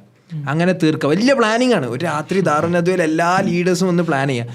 അങ്ങനെ ഫുൾ പ്ലാനിങ് ഒക്കെ കഴിഞ്ഞിട്ട് അവർ ആളുകളൊക്കെ നിശ്ചയിച്ച് ദാറുന്നദ്വയിൽ ഈ ആളുകളൊക്കെ ആയിട്ട് ഒരു പോവുകയാണല്ലോ. പോയി അവിടെ എത്തിയിട്ട് ബാക്കി എന്താ നടക്കുന്നത്, അവരെ വയംകുറുവ അവർ വലിയ പ്ലാനിങ് നടത്തി. പക്ഷെ അതിനെക്കാട്ടിയും വലിയ പ്ലാനിങ് ആരാ നടത്തി? അള്ളാഹ് നടത്തി. കാരണം അള്ളാഹ് ആരാ? അള്ളാഹു ഖൈറുൽ മാക്കിരീൻ. ഈ നസ്ർ പറഞ്ഞപ്പോഴേ അതല്ല തീസീസ് അതിലായിരുന്നു. പക്ഷെ ഇതിൽ നസ്ർ പറഞ്ഞപ്പോഴേ എനിക്കിങ്ങനെ ഓർമ്മ ഉണ്ട്. എനിക്ക് ഡയറി എഴുതുന്ന ഒരു അസുഖം ഉണ്ട് ഇടക്ക്. അപ്പോൾ എനിക്ക് ഓർമ്മ ഉണ്ട്. ഇതിപ്പോൾ കുറച്ച് സമയമായല്ലോ. നമ്മൾ 2025-ലാണ്. 2023 ഒക്ടോബർ 7-നാണ് ഇത് നമ്മളിത് എങ്ങനെയും ഇതാക്കാൻ തുടങ്ങി. എനിക്ക് ഓർമ്മ ഉണ്ട്, അന്ന് ഞാൻ എന്തോ പ്രയാസത്തിൽ എന്തോ ഒരു സാധനം എഴുതിയിട്ടുണ്ട്. ഞാൻ ഡയറി ഫുള്ളിരുന്ന് മറിച്ച് നോക്കുകയാണ്. ഞാൻ മറിച്ചിട്ട് എനിക്ക് കിട്ടിയില്ല.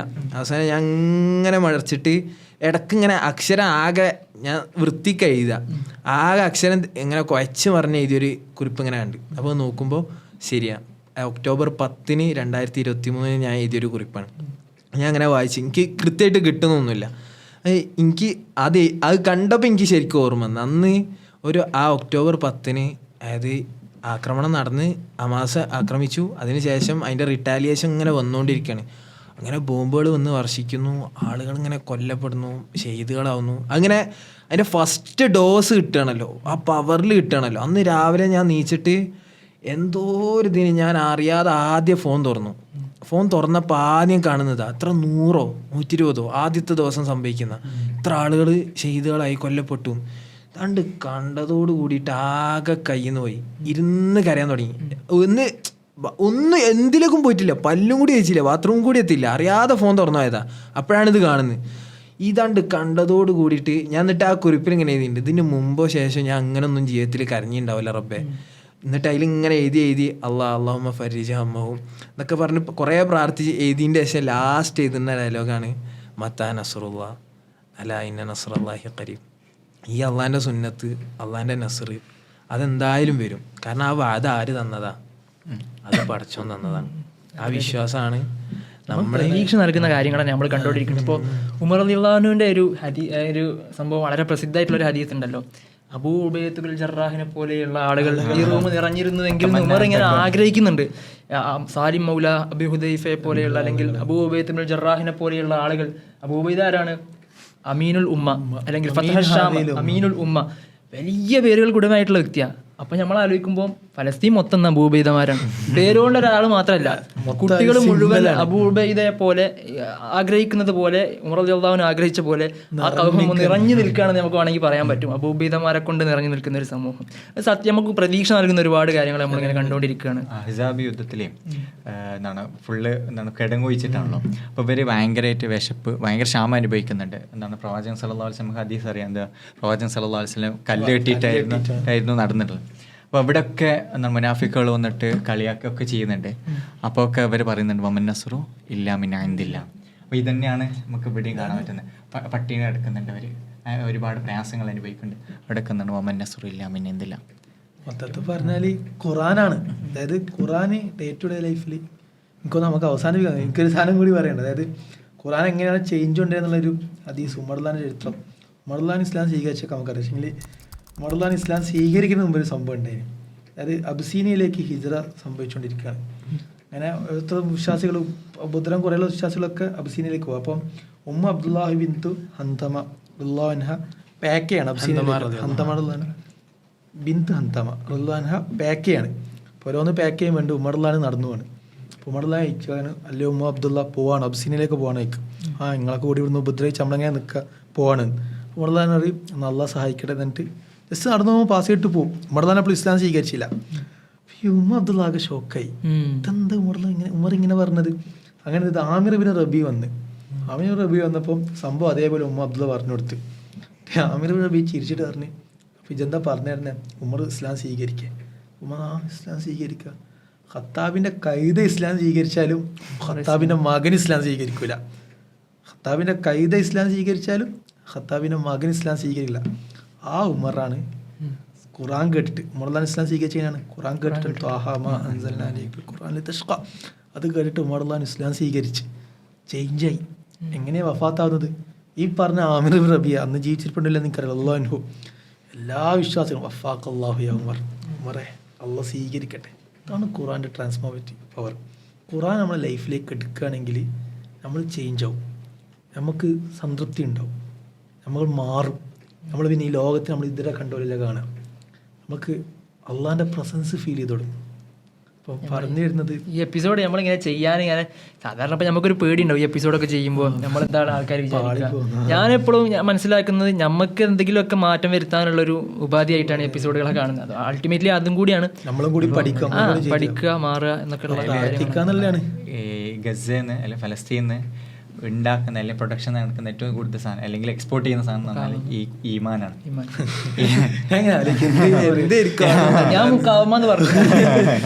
ഈ ഖുറാനിക വെളിച്ചവും ഈമാനൊക്കെ തന്നെയാണ് ഏറ്റവും കൂടുതൽ എക്സ്പോർട്ട് ചെയ്യുന്നത്. ഇത് നമ്മൾ എന്താണ് ഏറ്റെടുക്കുകയും നമ്മുടെ ജീവിതത്തിൽ പകർത്തുകയാണ്. നമുക്ക് എന്താണ് നേരിൽ കാണുന്ന സൂറത്ത് യൂസുഫും സൂറത്ത് ബാക്കിയുള്ള സൂറത്തുകളൊക്കെ നമുക്കിത് നേരിൽ കാണാൻ പറ്റുകയാണ്. ഇതാണ് നമ്മുടെ ജീവിതത്തിൽ നമ്മൾ പെട്ടെന്ന് എക്സാം ഉണ്ട് നടക്കുന്നുണ്ട്, അതിൻ്റെ ഇടയിൽ നോക്കി ഉണ്ടാക്കിയെടുത്തൊരു എപ്പിസോഡ് ആഡ് ഇനിയും കുറേ കണക്ഷൻ പറഞ്ഞു തരുന്നത്. ഖുറാൻ എന്ത് ചെയ്യുക, ലൈഫിക്ക് കയറ്റുക. ഇതിനൊരു ട്രാൻസ്ഫോർമേറ്റീവ് കപ്പാസിറ്റി നമ്മുടെ ഉള്ളിൽ എന്തോ ഒരു മിസ് ചെയ്തിരിക്കുന്ന സാധനത്തിലേക്ക് നിറച്ചുതരാൻ, ഷിഫാ ലിമാഫി സുദൂർ, ഹൃദയങ്ങൾക്ക് നിറച്ചുതരാനുള്ള കപ്പാസിറ്റി ഖുറാനുണ്ട്. വെറുതെ പറയല്ല, ഗസൽ തെളിവുണ്ട്. കോണ്ടക്സ്റ്റുകൾ സംഭവിച്ചുകൊണ്ടിരിക്കുന്നുണ്ട്, സബബുകൾ സംഭവിച്ചുകൊണ്ടിരിക്കുന്നുണ്ട്. സ്വീകരിക്കുക. ഇൻഷാ അല്ലാഹ്. അള്ളാഹ് അനുഗ്രഹിക്കട്ടെ.